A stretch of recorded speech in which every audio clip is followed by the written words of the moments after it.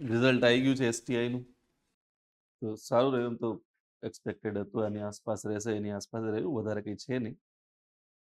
પણ definitely marks આવશે એવું કે પછી થોડો વધારે આઈડિયા મળશે. માર્ક્સ એટલે કે જે ડિટેલ માર્ક્સ છે કે ભાઈ લેંગ્વેજે વધારે રોલ પ્લે કર્યો કે જીએસએ. પણ મોટા ભાગે ડીવાયએસઓ એસટીઆઈમાં ફિક્સ છે કે લેંગ્વેજ જ શું કરતી હોય છે, મેઇન રોલ પ્લે કરતી હોય. એટલે લેંગ્વેજ તમે જો વ્યવસ્થિત કરી લો છો, બરાબર, તો એ તમારા માટે બેનિફિશિયલ છે વધારે પડતું. પણ આપણને બી ખ્યાલ છે કે ભાઈ ડીવાયએસઓ કે એસટીઆઈ કોઈ ગોલ હોતો નથી. ક્લાસ 1-2 નો જ મેઇન ગોલ હોય છે. અને ક્લાસ 1-2 ની અંદર જે પેટર્ન છે એવું કે તમને લોકોને ખ્યાલ છે. હવે જ્યારે ક્લાસ 1-2 ની પેટર્ન ખ્યાલ છે, તો તમને એ બી ખ્યાલ છે કે એમાં લેંગ્વેજ છે ક્વોલિફાઈંગ છે, ઓકે, અને જીએસ જ મેઇન રોલ પ્લે કરે છે. અને એમાંથી જ જે GS1, GS2 અને GS3 જે છે કે એમાં તમારા જે પણ વિષયો તમે પ્રિલિમમાં ભણેલા છે, બરાબર, તો મેથ્સ સિવાયના બાકીના બધા વિષયો ત્યાં રિફ્લેક્ટ થતા તમને જોવા મળે છે. તો એની જ અંદર GS3 જે છે કે એની અંદર આપણો સબ્જેક્ટ છે એ જોવા મળે છે તમને, કે સાયન્સ એન્ડ ટેકનોલોજી વાળો. તો સાયન્સ એન્ડ ટેકનોલોજી છે, એન્વાયરમેન્ટ છે, ઇકોનોમિક્સ છે, ઓકે, અને કરંટ અફેરનું બી થોડો ઘણો પોર્શન રહેતો હોય છે, પણ એ એન્વાયરમેન્ટ ઇકોનોમી સાથે અને સાયન્સ ટેક સાથે મર્જ થઈ જતો હોય છે, એટલે સેપરેટ તમને બહુ દેખાતો નથી. એન્વાયરમેન્ટ થોડું ઘણું ત્યાં બી આવે છે, એન્વાયરમેન્ટ થોડું ઘણું જીઓગ્રાફી સાથે બી તમને જોવા મળે છે, કેમ કે જીઓગ્રાફીના સિલેબસમાં બી શું લખેલું છે મેઇન્સની અંદર, ઓકે, એન્વાયરમેન્ટલ ઇસ્યુ, પર્યાવરણીય સમસ્યાઓ, તો એમાં બી લખેલું છે, ઓકે. તો એ બધી જગ્યાએ થોડું ઘણું ઇકોનોમિક્સમાં બી જોવા મળે છે, ઓકે. વિકાસ અને પર્યાવરણ કરીને, ઓકે, એન્વાયરમેન્ટ એન્ડ ડેવલપમેન્ટ આ પ્રકારનું એક જે ઇસ્યુ છે કે બંનેને કઈ રીતે બેલેન્સ કરવું, તો એ બી જોવા મળે છે. એટલે એન્વાયરમેન્ટ તમને આમ જોવા જઈએ તો 2-3 જગ્યાએ જોવા મળશે, પણ મોટા ભાગે તમને GS3 ની આસપાસ તમે કહી શકો છો. તો એની અંદર સાયન્સ, ઇકોનોમી, એન્વાયરમેન્ટ અને કરંટ અફેર લઈ શકીએ આપણે.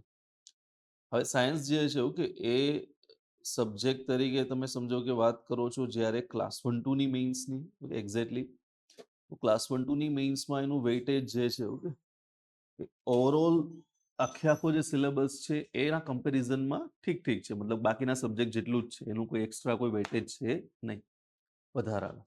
ઓકે. પહેલા એક રહેતું કે ભાઈ પહેલા જે એસેનું પેપર આવતું, તો એસેના પેપરમાં બી એકાદ બે ટેકનોલોજીકલ એસેના ઓપ્શન તમને મળતા. તો ત્યારે આપણે કહી શકતા કે ભાઈ 125 માર્ક્સ કદાચ, સોરી, ત્યારે જે 50 માર્ક્સનો એસે હતો કે તો 50 માર્ક્સનો એસે તમારા પહેલા જે 150 માર્ક્સના પેપર હતા ને, તો ત્યારે તો 50 માર્ક્સનો જે એસે હતો, 3 ઓપ્શન મળતા. તો ત્યારે કહી શકતા કે 50 માર્ક્સ એ એક્સ્ટ્રા આપણે કાઉન્ટ કરી શકીએ. પણ હવે 250 માર્ક્સનું છે, 2 જ એસે પૂછાય છે, અને બંને કેવા હોય છે હવે ફિલોસોફિકલ જ હોય છે, ઓકે, અમૂર્ત વિષયના જ હોય છે, એટલે એમાં તમને કોઈ ટેકનોલોજીનું બહુ જોવા મળશે નહીં. એટલે બાકીના સબ્જેક્ટ જેટલું જ વેઇટેજ છે, તમે ક્લાસ 1-2 ની વાત કરો છો, પણ તમે જો ડીવાયએસઓ એસટીઆઈ ની વાત કરો છો તો એની અંદર વેઇટેજ થોડું વધી જાય છે. કયા કમ્પેરિઝનમાં? તો ડીવાયએસઓ એસટીઆઈમાં તમને જોવા મળશે GS1 ની અંદર, ઓકે, GS1 GS2 છે, એમાં તમને GS1 ની અંદર સાયન્સ એન્ડ ટેકનોલોજી જોવા મળશે. GS1 ની અંદર ક્વેશ્ચન જે છે કે બાય ચાન્સ માન લો કે તમને જોવા મળે 1 કે 2, ક્લિયર, પણ સાથે સાથે એસેની અંદર બી, ઓકે, પહેલા પૂછાતો, હવે જો કે એસે બી તમને ખ્યાલ છે ફરીથી એ ગુજરાતી એસટીઆઈ હોય કે ડીવાયએસ હોય, એમાં બી એસે કેવા થઈ ગયા છે, ફિલોસોફિકલ કરી દીધા છે. પણ એના સિવાયના જે પોર્શન છે, જેમ કે નિવેદન છે કે એ બધી વસ્તુ છે, એની અંદર બી સાયન્સ રિલેટેડ ક્વેશ્ચન્સ છે અત્યાર સુધી પૂછાયેલા છે, ઓકે. કે લાસ્ટ તમે ડીવાયએસઓ મેઇન્સની વાત કરો તો એમાં ક્વેશ્ચન હતો કે ચંદ્રયાન 1, 2, 3 વિશેના તફાવતો સ્પષ્ટ કરો, કોઈ નવી ટેકનોલોજી હોય તો એના વિશેનું એક્સપ્લેનેશન હોય, એઆઈના ફાયદા ગેરફાયદા એ પ્રકારના પ્રશ્નો હોય, સાયબર સિક્યુરિટીના એસે પૂછાતા પહેલા, ઓકે. તો એ બધું થોડું હવે ઓછું થઈ ગયું છે કમ્પેરેટિવલી. પણ એ ફિક્સ છે કે એસએસ સિવાયનો જે પોર્શન છે એમાં સાયન્સ એન્ડ ટેકનોલોજી એ વિષય જે આપણો GS1 છે, ઓકે, એના સિવાય બી બધી જગ્યાએ જોવા મળે છે એસટીઆઈ અને ડીવાયએસઓમાં. એટલે એ વિષય પૂરતું લિમિટેડ નથી, ઓકે. અને હું શા માટે કહું છું કે માન લો કે લાસ્ટ જે એસટીઆઈની મેઇન્સ ગઈ, ઓકે, હમણાં જેનું રિઝલ્ટ આવ્યું, આ એસટીઆઈની મેઇન્સમાં આપણી જે ક્લાસ નોટ હતી, ઓકે, સાયન્સ એન્ડ ટેકનોલોજી આપણે અહીંયા બી ચલાવેલું હતું, બધી જગ્યાએ બી ચલાવેલું હતું. તો કદાચ એક વિષયની ક્લાસ નોટ હોય તો તમને ખ્યાલ છે પ્રમાણે કે ભાઈ તમને બી વાત તો તમે કરેલી જ હતી, પણ GS1માં જે સ્કોપ મળે છે પ્રશ્નો પૂછવા માટેનો એક સબ્જેક્ટનો, કેમ કે ટોટલ 5 સબ્જેક્ટ હોય છે GS1માં, ઓકે, હિસ્ટ્રી, કલ્ચર, જીઓગ્રાફી, એના સિવાય સાયન્સ એન્ડ ટેકનોલોજી, એન્વાયરમેન્ટ અને ઇકોનોમિક્સ બી. ઇકોનોમિક્સ તો GS2માં જતું રહે છે, પણ અહીંયા તમને થોડું ઘણું શું જોવા મળે છે, કરંટ અફેર બી જોવા મળે છે. તો history, culture, current, geography, okay, અને સાયન્સ એન્ડ ટેકનોલોજી, આમ જોવા જાય તો ટોટલ 5 સબ્જેક્ટ થઈ જાય છે. તો એની અંદર એક સબ્જેક્ટના ક્વેશ્ચન પૂછવાનો જે સ્કોપ વધે છે, કેટલો વધે છે, ખાલી આમ જોવા જઈએ તો 2 ક્વેશ્ચનનો વધે છે, અને બાય ચાન્સ 3 ક્વેશ્ચન બી પૂછી લે. ઓકે, પણ આપણે જે સાયન્સ એન્ડ ટેકનોલોજીની ક્લાસ નોટ લખાવી હતી, ઓકે, એનું પ્રૂફ બી આપણે અપલોડ કરેલું છે. એમાંથી ટોટલ 6 ક્વેશ્ચન હતા. ઓકે, તો GS1માં 2 ક્વેશ્ચન હતા, ઓકે, સોરી, GS1માં 4 ક્વેશ્ચન હતા અને GS2ની અંદર 2 ક્વેશ્ચન હતા. ટોટલ 6 ક્વેશ્ચન એક જ ક્લાસ નોટમાંથી હતા. એટલે આપણે જ્યારે તમને આખી ક્લાસ નોટ તૈયાર કરાવડાવીશું, કેવું લખાવીશ તમારી પાસે બધી વસ્તુ, તો એ ખાલી ને ખાલી 1 થી 2 ક્વેશ્ચન પૂરતી લિમિટેડ નહીં હોય. ઓકે, એની આસપાસના જેટલા બી એરિયા છે એ બધા જ તમારા કવર થઈ જવાના છે. ક્લિયર? એટલે એ ગેરંટી છે કે એમાંથી એકાદ ક્વેશ્ચન હશે એવું નહીં હોય, ઓકે, કે 2 જ ક્વેશ્ચન હશે એવું નહીં હોય. જે સાયન્સ એન્ડ ટેકનોલોજીના કોર ક્વેશ્ચન હશે તો હશે જ હશે, પણ એની આસપાસના જેટલા બી ટેકનોલોજી રિલેટેડ કરંટ ઇશ્યુઝ છે, એન્વાયરમેન્ટ રિલેટેડ કોઈ કરંટ ઇશ્યુઝ છે, એના બી પ્રશ્નો તમારા શું આવી જશે, ઓકે, એ ક્લાસ નોટની અંદર કવર થઈ જશે. ક્લિયર? એટલે તમારે કોઈ જગ્યાએ દોડાદોડી કરવાની જરૂરિયાત પડશે નહીં. એ ક્લાસ નોટ કરશો, ઓકે, તો ડેફિનેટલી બાકીની કોઈ વિષયની એક પર્ટિક્યુલર વિષયની ક્લાસ નોટ તમે કરો છો બાકી બધા, ઓકે, એના કરતાં વધારે તમને અહીંયા બેનિફિટ મળશે એની અંદર. વિષય પ્રમાણે વાત કરીએ છીએ. ચાલો, તો આ વસ્તુ તમારે ધ્યાનમાં રાખવાની છે. એટલે આપણે ક્લાસ નોટ પ્રોપર બનાવવાની છે, ઓકે, ફરજિયાત, ઓકે, અને લખવાની બી પ્રોપર છે. કે અહીંયા તમને બધાને આદત પડી જ ગઈ છે લખવાની, તો રેડી. સાહેબ લખાઈને હાથ દુખાવે છે કે અમિત સાહેબ? પણ મને ફરિયાદ કરતું હતું, તમે બધા કહેતા હતા ને, સાહેબને આજે કહું કે સાહેબ, બધા વિદ્યાર્થીઓ કહેતા હતા કે સાહેબ એટલું લખાવે કે હાથ દુખી જાય છે. હા, તો ઓછું લખાવો એમ, નેક્સ્ટ લેક્ચરમાં થોડું તમને વધારે લખાવે. તો કહેવાનો મતલબ શું છે કે નોટ્સ તો લખવાની જ છે આપણે, ઓકે, બીજા વિષયોમાં લખો છો એ પ્રમાણે અહીંયા બી લખવાની છે અને પ્રોપર રીતે આપણે લખીશું. નોટ્સની અંદર જે સેમ ફોરવર્ડ બધા ફોલો કરે છે એ જ, કે સાઈડમાં થોડી ખાલી સ્પેસ રાખીને આપણે ચાલીશું, ઓકે, આ બાજુ રાખો કે આ બાજુ રાખો, તમારા ઉપર છે, ઓકે, પણ સ્પેસ રાખીને ચાલીશું જેથી કરીને નવા જેટલા બી અપડેટ્સ આવે, ઓકે, એ આપણે લખતા જઈએ એની અંદર. ભગવાન કરે કે તમે પહેલી ટ્રાય પાસ થઈ જાઓ, પણ જો કદાચ નથી બી થવાતું, ઓકે, તો નેક્સ્ટ મેઇન્સ આવે તમારી, ત્યારે ફરીથી ક્લાસ કરવા બેસવાનું હોતું નથી. ક્લાસ એક જ વખત કરવાના હોય છે. એક ગાઈડન્સ મેળવી લીધું પછી એનું જ આપણે રિવિઝનની બધી વસ્તુ કરવાની. તો નેક્સ્ટ જ્યારે એક્ઝામ, નેક્સ્ટ મેઇન્સ આવે ત્યારે ક્લાસ તો નથી કરવાના, તો આખો આપણો આધાર કોના પર રહેવાનો છે? ક્લાસ પર, નોટ્સ પર જ રહેવાનો છે. ક્લાસ નોટમાં સમજો કે તમે કંઈ સ્પેસ જ નથી રાખી અપડેટ કરવા માટેની, કે વ્યવસ્થિત લખી બી નથી, તો તકલીફ પડશે. એટલે આ નોટ્સ તમને બહુ હેલ્પફુલ થશે. ક્લિયર? કે ફરીથી પાછા તમે સમજો કે એમ કહેશો કે હું વિડીયો જોઈ લે કે ભાઈ ફરીથી ક્લાસ કરી લે, તેનો કોઈ મતલબ નથી. સમજો, એ ટાઈમ વેસ્ટ જ છે. તો એક વસ્તુ ધ્યાનમાં રાખવાની છે કે એ રીતે નોટ્સ બનાવવાની છે. થોડી સ્પેસ મૂકતા જશો જેથી કરીને જેટલા બી નવા અપડેટ આપણે કરવા હોય, કોઈ પોઈન્ટ નવા એડ કરવા છે, કોઈ ડેટા નવા એડ કરવા છે, તો એની સ્પેસ ત્યાં અવેલેબલ હોય. પેલો ખીચડો ના લાગે, ચેક ઇન આમ લખ્યું, ચેક ઇન પેલું લખ્યું નાખે, જોઈને વાંચવાનું મન ના થાય. ક્લિયર? તો આ રીતે હવે આનો જો તમે મેઇન્સનો સિલેબસ જોવા જાઓ છો, તો મેઇન્સના સિલેબસમાં કોઈ એટલું કંઈ વિસ્તૃત કંઈ આપેલ નથી. જે સેમ પ્રિલિમનો સિલેબસ છે એવો તમને મેઇન્સનો સિલેબસ જોવા મળે છે. એક પોઈન્ટ ખાલી એક્સ્ટ્રા એડ થાય છે, એ છે IPR વાળો, ઓકે, ઇન્ટેલેક્ચુઅલ પ્રોપર્ટી રાઇટ્સ વાળો. બીજા કોઈ એવા એક્સ્ટ્રા પોઈન્ટ એમાં એડ થતા નથી. ઓકે, બાકી ICT ઉપર ને બધી વસ્તુ ઉપર ફોકસ કરેલો છે. ઓકે, તમે બી જુઓ ને, સિલેબસ છે કે તમારા લોકો પાસે? ના ના, એ તો મારી પાસે તો છે, પણ તમારા લોકો પાસે છે કે નહીં? ક્યાં લોકો પાસે ફોનમાં રાખ્યો છે એમ? તમને સ્ટાર્ટિંગથી બધા આટલું કહેતા હોય કે ભાઈ એક સિલેબસની ઝેરોક્સ રાખો તમારી પાસે. લાઇબ્રેરીમાં શું કરવાની? લાઇબ્રેરી વાંચવા આવશે, લેક્ચર પૂરા કોણ આવે છે? સાથે જ રાખવાની. ઓકે, ક્યારેય બી કોઈ પણ લેક્ચર આવે છે, જે તે ટોપિક્સ ચાલુ કરે છે, ટોપિક ચાલુ કરે ત્યારે જ જોઈ લેવાનું કે સિલેબસમાં કઈ જગ્યાએ લખેલો છે. જો નથી લખેલો એ ટોપિક જે ચાલુ કર્યો છે સાહેબે, તો સિલેબસમાં ત્યાં લખી લેવાનું. એટલે નેક્સ્ટ ટાઈમ તમે જ્યારે સિલેબસને રિવાઇઝ કરો ને તમને ખ્યાલ પડે કે સિલેબસમાં લખેલા ટોપિક અને જે એક્સ્ટ્રા તમે મેન્શન કર્યા છે, આ બધા ટોપિક મારે રિવાઇઝ કરવાના છે સેકન્ડ રિવિઝન માટે. ઓકે? પેલું તમારે નોટના પેજે પેજ ફેરવવા પડશે, ત્યારે જ તમને ખ્યાલ પડશે કે અચ્છા આટલા ટોપિક મારે રિવાઇઝ કરવાના છે. ઓકે? અધરવાઇઝ આટલા ટોપિક મેં નોટ્સમાં લખેલા છે. પેલું તમારી પાસે સિલેબસમાં જ અહીંયા લખેલું હશે બધી વસ્તુ. હવે સમજો કે બાય ચાન્સ કોઈ પીવાયક્યુ તમે સોલ્વ કરવા બેઠા, ઓકે? આ પીવાયક્યુ એક ટોપિક પરથી પૂછાયેલો છે. તમને યાદ નથી આવતું કે એ ટોપિક કઈ જગ્યાએ હતો, અથવા તો એ ટોપિક હતો કે નથી હતો, અથવા તો મારી નોટ્સમાં છે કે નહીં. ડાયરેક્ટલી ખાલી એટલું ચેક કરવાનું રહે વિષયનું. અહીંયા જોઈ લો એ ટોપિક તમને ભણાવેલો છે સરે, તો હા ભણાવેલો છે, તો ડાયરેક્ટલી તમારી નોટ્સમાં હશે. સમજ્યા? તો થોડુંક સિસ્ટમેટિક વેમાં પ્રિપરેશન કરો. ઓકે, સિલેબસ આપણે એટલા માટે નહીં કે ભાઈ સિલેબસ કંઠસ્થ કરી લો ને ગોખી લો ને પાસે રાખો તો ઓકે ગુડ ફિલિંગ આવે ને એ બધી વસ્તુઓ નહીં.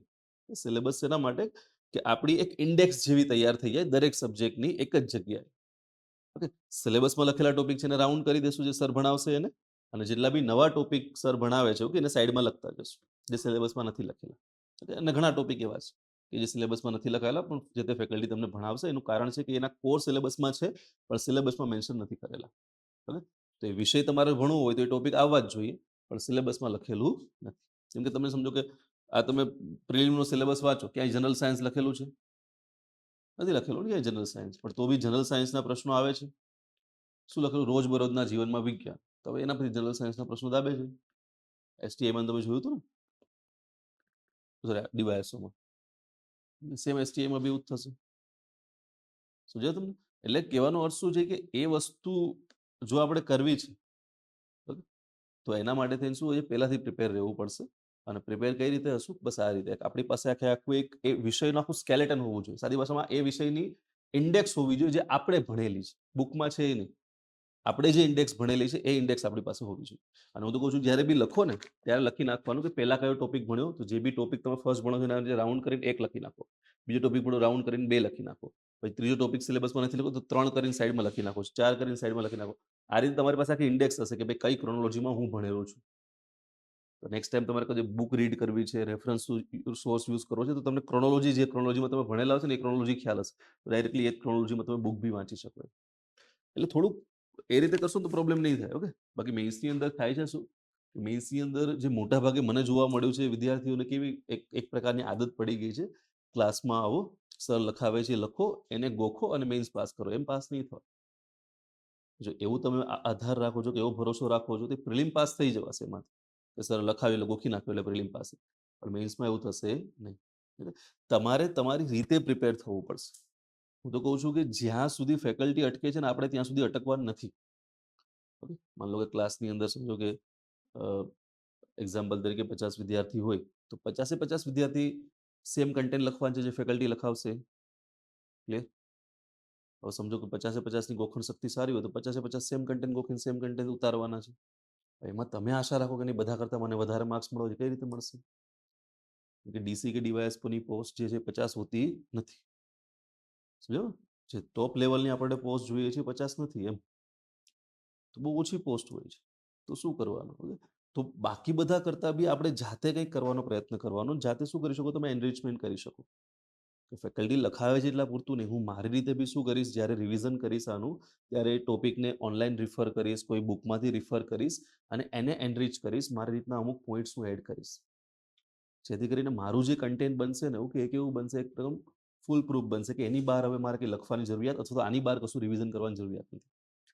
ઘણી વખત જે આપણને પેલી ફિલિંગ આવે છે કે ભાઈ ફેકલ્ટીએ બેસ્ટમાં બેસ્ટ લખાવ્યું છે, આખી નોટ્સ બનાવી છે, છતાં બી એ કન્ટેન્ટ પર કોન્ફિડન્સ નથી આવતો. ઓકે, ઘણી વખત એવું થાય કે ભાઈ આ કન્ટેન્ટ પૂરતું છે કે નહીં. ક્લિયર? તો આ કઈ રીતે એવું થશે કે કોન્ફિડન્સ કઈ રીતે આવશે એના કન્ટેન્ટ ઉપર કે ભાઈ આ કન્ટેન્ટ પૂરતું જ છે, આનાથી મારે કંઈ કરવાની જરૂરિયાત નથી. એ ત્યારે જ આવશે કે જ્યારે તમે એને એનરિચ કરેલું હશે કે ભાઈ હવે કશું વધ્યું નથી, આ કન્ટેન્ટમાં જેટલું બી આવતું હતું મેં લખી નાખ્યું. ફેકલ્ટીએ કોઈ વસ્તુ માની લો કે કોઈ પર્ટિક્યુલર ટોપિક છે, ઓકે, ઇશ્યુ બેઝ કોઈ ટોપિક છે અને એના માની લો કે 10 સમાધાન લખાવે, તો તમે રિસર્ચ કરીને 5 બીજા લખો. તમે રિસર્ચ કરીને કોઈક નવી ન્યૂઝ આવી હોય હાલ ફિલહાલમાં એવી મેન્શન કરી દો સાઈડમાં. ઓકે, સરકારનો કોઈ નવી યોજના કે કંઈ બી હોય નવું જે ફેકલ્ટી કદાચ નથી લખાવ્યું અથવા તો ઓકે એની ધ્યાનની બહાર રહી ગયું છે એવી તમે ત્યાં મેન્શન કરી દો. સમજાણું તમને? તો તમારું શું થઈ જશે, આખું ફૂલ પ્રૂફ થઈ જશે. ઓકે, અને આ જો ફૂલ પ્રૂફ થઈ ગયું તો ખબર નહીં રબડ ક્યાંથી આવી ગયું. હમ આની સાથે આવી ગયું લાગે છે વોટ્સઅપ. તો એ ફૂલ પ્રૂફ થઈ જશે તો તમારે પછી કોઈ જગ્યાએ દોડાદોડી કરવાની જરૂરિયાત રહેશે. સમજો? એટલે સિસ્ટમેટિક વેમાં પ્રિપરેશન કરો, ખાલી કરવા માટે નહીં. અને એવું બી નહીં કે ભાઈ તમારી મેઇન્સ તો ક્યાં અત્યારે છે. સમજાવો? તમે શું ફરીથી પાછા મેઇન્સના ક્લાસ કરવાના છો? નથી કરવાના. તો જો એક જ વખત કરવાનું છે તો એવી જ રીતે કરો કે તમારી મેઇન્સ છે. સમજાયું? સમજો કે 2 પર્સન છે. એક એવું છે કે ભાઈ મારી ક્યાં મેઇન્સ છે, આરામથી પ્રિપરેશન કરું. એની એફર્ટ તમે જુઓ અને જેની મેઇન્સ ખરેખર છે એની એફર્ટ જુઓ. બંને વચ્ચે જમીન આસમાનનો ફરક હશે. ઓકે? સમય બંનેને સેમ મળ્યો છે, ઓકે, કન્ટેન્ટ બંનેને સેમ મળી રહ્યો છે, પણ એફર્ટને કારણે શું થશે, આઉટપુટ બંનેનો અલગ-અલગ હશે. તો એવું જ માનીને ચાલો કે મારી મેઇન્સ છે, મારે પ્રોપર રીતે શું કરવું છે અને પ્રિપેર કરવું છે. હજી બી જો એ ડિલેમામાં હોય કે અત્યારે ખાલી ભણી લઈએ, પાછળથી બધું ભેગું કરી લેશું, નહીં થાય. ક્લાસની અંદર તમારું જેટલું ઇમ્પ્રુવમેન્ટ થઈ શકે છે, ક્લાસની અંદર તમે જેટલા બી શું કે જે પણ કન્ટેન્ટ એનરિચમેન્ટ કે જે બી વસ્તુ થઈ શકે, જેટલી ડિસિપ્લિન ક્લાસમાં તમે રાખી શકો છો, એટલી બહાર જઈને રહેશે નહીં. બરાબર? અને આ મને તમારા બધાનો એક્સપિરિયન્સ છે પૂરેપૂરો. ઓકે? જેટલી બી વખત મેં કીધું આટલું કરીને આવજો, કોઈ દિવસ તમે કરીને આવ્યા નથી. ક્લિયર? સમજાયું તમને? એટલે એક સમય હતો કે ભાઈ ચલો ઓકે થોડીક આપણે શરૂઆત કરી હતી પ્રિપરેશનની ને ત્યારે બધી વસ્તુ, પણ હવે જ્યારે તમે મેઇન્સના સ્ટેજમાં આવી ગયા છો તો એ પછી બધી વસ્તુ હવે ચાલશે. બરાબર? હવે એક સિરિયસ કેન્ડિડેટની જેમ તમારે બિહેવ કરવાનો છે અને સિરિયસ કેન્ડિડેટ પાસે શું હોય, આ બધી વસ્તુ પ્રિપેર્ડ હોય છે. ક્લિયર? સમજાયું? જે બધું પેલું લકના ભરોસે અને થોડુંક પેલી બધી વસ્તુઓ આપણે રાખીએ છીએ, એવું કશું હોવું જ ના જોઈએ. આપણે જાતે જ એટલા પ્રિપેર હોવા જોઈએ કે આપણે એક્ઝામ વ્યવસ્થિત આપી શકીએ. પાસ થઈ જશો એવું નથી કે નહીં પાસ થાવ. સમજાયું? તમે આપતા રહેશો, આપતા રહેશો, આપતા રહેશો. આ જેમ કે કાલે રિઝલ્ટ આવ્યું. ઓકે? મારા ઘણા વિદ્યાર્થીઓ એવા છે, ઓકે? પર્સનલી મારા તો ના કહી શકું કેમ કે આપણે બધી જગ્યાએ ભણાવતા હોઈએ છીએ એટલે. ઘણા વિદ્યાર્થીઓ એવા છે કે જે છેલ્લા લગભગ 7-7 વર્ષથી પ્રિપરેશન કરે છે. હવે જઈને એનું સિલેક્શન મળ્યું છે. કોઈ 5-5 વર્ષથી પ્રિપરેશન કરે છે. સિલેક્શન મળશે. પણ શું આટલો સમય છે આપણી પાસે કે 7-7 વર્ષ બગાડી શકીએ, 5-5 વર્ષ બગાડી શકીએ? ઓકે? અને એ બધાનું સેમ સિચ્યુએશન, ઓકે? તમે જે રીતે બેઠા છો એ જ રીતે એ લોકો બેઠા હતા ક્લાસની અંદર જે તે સમયે ભણતા ત્યારે. એટલે ભૂલો બી એ જ કરી કે બસ ખાલી કરવા ખાતર કર્યું, ઓકે? જેમ તેમ, ઓકે, ખાલી પૂરું થઈ જાય એટલું કરી નાખ્યું, પછી કોઈ પાછળથી કશું પેલું કર્યું નહીં. એટલે જો આવું થશે ને તો ડેફિનેટલી એ ગેરંટી છે કે ભાઈ તમને બી શું લાગશે, સમય લાગશે. પણ આપણે સમય લગાડવો નથી. જેમ કે રિઝલ્ટ આવ્યું એસટીઆઈ, તો ઘણા તમે કદાચ ક્યાંય ના જોવો તો ખાલી બર્થ ડેટ જોઈ લેવાની. ઓકે? ઘણા 2002 વાળા બી છે, 2004 વાળા બી છે ને? તો એણે તો શું કંઈ એક્સ્ટ્રા તો નહીં કર્યું હોય. બધું તમારી સામે જ છે, માર્કેટમાં જ છે કન્ટેન્ટ. અત્યારે તો ઓનલાઈનને લીધે બધું જ અવેલેબલ છે બધું. એટલે તો એક 1996 વાળો છે, એક 1995 વાળો વ્યક્તિ છે અને એક 2004 વાળો. તમે ડિફરન્સ જોવો છો બંને વચ્ચે? 10 વર્ષનો ડિફરન્સ થઈ જાય ઓલમોસ્ટ. તો કેમ પેલાને એટલો વધારે સમય લાગ્યો અને આને તો ફટાફટ થઈ ગયું? તો બસ એ જ વસ્તુ કે પ્રિપરેશન જો કરવી જ છે, સમય આપવો જ છે. કેમ કે અત્યારે તમારા તમારા બધા ઉપર બીજી કોઈ જવાબદારી છે નહીં કે ભાઈ તમારે શું કરવું પડે, ઘરની જવાબદારીઓ છે અને આખો દિવસ જોબ પર જવું પડે છે અને સાંજે જ ટાઈમ મળે છે અને બીજું કંઈ નથી મળતું, એવું કશું છે નહીં એમ. તો ગોલ્ડન ટાઈમનો યુઝ કરી. ક્લિયર? એટલે અત્યાર સુધી જે બી થયું હોય, હવે શું કરવાનું, પ્રોપર પહેલા તો એક શેડ્યુલ બનાવો તમારે. ઓકે? કે ભાઈ મેં કેટલા ટોપિક મારા મેઇન્સમાં પૂરા થઈ ગયા છે, હજી કેટલા ટોપિક બાકી છે. આ જેટલા ટોપિક પૂરા થઈ ગયા છે એને મેં કેટલી વખત રિવાઇઝ કર્યા છે, એની પ્રોપર ક્લાસ નોટ બનાવી છે કે નહીં, એમાંથી કેટલા ટોપિકને મેં એનરિચ કર્યા છે, ઓકે, મારી રીતના કન્ટેન્ટ એડ કર્યું છે. જો નથી કર્યું તો એનું ટાઈમ ટેબલ બનાવો કે ભાઈ આટલા ટોપિક હું શું કરીશ, આ વીકની અંદર આખા સેકન્ડ ટાઈમ રિવાઇઝ કરીશ અને એને એનરિચ કરી દઈશ. નેક્સ્ટ વીકનું શેડ્યુલ આ કે ભાઈ આથી આ સબ્જેક્ટના આટલા ટોપિક છે એનું એનરિચ કરીને રિવાઇઝ કરી દઈશ. સાથે સાથે મારા ક્લાસ ચાલતા રહેશે, એનું તો રિવિઝન કરતો જ રહીશ, એની નોટ્સ બનાવતો રહીશ. પણ એનું તો શું કરીશ, હવેથી પહેલાં જે થઈ ગયું તે જતું રહ્યું, પણ હવેથી શું કરીશ, જેવી રીતે ક્લાસ ચાલશે એમાં જે બી લખાવશે એ જ્યારે બી હું નેક્સ્ટ દિવસે રિવિઝન કરવા માટે બેસીશ ત્યારે ને ત્યારે એને એનરિચ કરી દઈશ, પરફેક્ટ બનાવી દઈશ, ઓકે? જેથી કરીને મારે સેકન્ડ કે થર્ડ રિવિઝનમાં કોઈ જાતની ઇશ્યુ ના રહે, ફટાફટ રિવિઝન થઈ જાય મારે. તો આ રીતનું શેડ્યુલ થોડું ગોઠવો. ઓકે? નો ડાઉટ તમારે સવારે ક્લાસ હોય છે, ઓકે, આ બધી વસ્તુ, પણ એ બી બહુ તમને ખ્યાલ છે લાંબો સમય છે નહીં. ઓકે? તો થોડુંક જેમ કે સિલેબસ પૂરો થશે પછી તમે સ્ટાર્ટ કરો આ બધી વસ્તુ. અને જે લોકોને સવારે ક્લાસ નથી, ઓકે, તમારે તો હોતા નથી ને ક્લાસ સવારે, તમે લોકો અત્યારથી સ્ટાર્ટ કરી દો. ક્લિયર? સિસ્ટમેટિક વેમાં પ્રિપરેશન હોવી જોઈએ. મતલબ તમારી સામે તમારે આખી પ્રોગ્રેસ ટ્રેકર તમારું હોવું જોઈએ ને તમારી પ્રોગ્રેસ દેખાવી જોઈએ તમને એમ.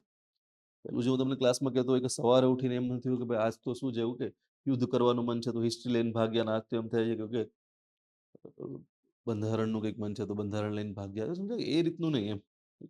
તમને આ ખ્યાલ જ હોવો જોઈએ સવારે ઉઠો ત્યારે તમારી સામે આખું હોવું જ જોઈએ લિસ્ટ કે મારે આજે આ જ ટોપિક વાંચવાનો છે અને આટલા સમયમાં એને પૂરો કરવાનો છે. ક્લિયર? બાકી થશે પણ એક એના જેવું કે એ પછી ગાડેરિયા પ્રવાહ જેવું કે ભાઈ બધા જે કરી રહ્યા હતા આપણે એ કરીએ. ઓકે, એટલે એમાં ક્યારેય સક્સેસ મળતી નથી. સમજાય તમને? જો બધા જ કરતા હોય એ તમે કરો સક્સેસ મળતી હોય તો ક્લાસમાંથી બધા પાસ થઈ જાય. શું કામ 4-5 લોકો જ પાસ થતા હોય છે? તો રીઝન જ એ છે કે બાકી બધા કરતા હોય છે એવું 4-5 લોકો કરતા નથી. એની રીતના કંઈક અલગ કરતા હોય છે જે ખરેખર પાસ થવા માટે જરૂરી છે. અત્યારે તો તમને સમજો કે પહેલા ઇશ્યુ થતા અત્યારે તો ભયંકર માત્રામાં તમારી પાસે કન્ટેન્ટ અવેલેબલ છે. કોઈ વસ્તુ છે એવું કંઈ ઘટતી નથી. ઓનલાઈન એટલું છે. એઆઈ હવે તો આવી ગયું છે. આટલું તમને મેઇન્સમાં ક્યાંય બી એવું લાગે કે ભાઈ કોઈ પણ ઇશ્યુ છે, ફટાફટ તમે સર્ચ કરો કે તમને શું કરી આપશે, પોઈન્ટ જનરેટ કરી આપશે, પોઝિટિવ નેગેટિવ હશે જે પણ એ સરકારની મતલબ કઈ યોજના રિસર્ચ કરી એ બધી વસ્તુ કરી આપશે, બધું કરી આપે છે. શા માટે નહીં સ્ટાર્ટ કરો. એક્સ્ટ્રા ટાસ્કની અંદર છે ને થોડું ઘણું આપણા શેડ્યુલની અંદર એક્સ્ટ્રા ટાસ્ક એવી નાખવાની. એક્ઝામ્પલ તરીકે પીવાયક્યુનો એનાલિસિસ. તો પીવાયક્યુના એનાલિસિસમાં શું કરવાનું કે ભાઈ પીવાયક્યુને તમને ખ્યાલ છે ઘણી બધી બુક આવે છે મેઇન્સના પીવાયક્યુઝ વાળી.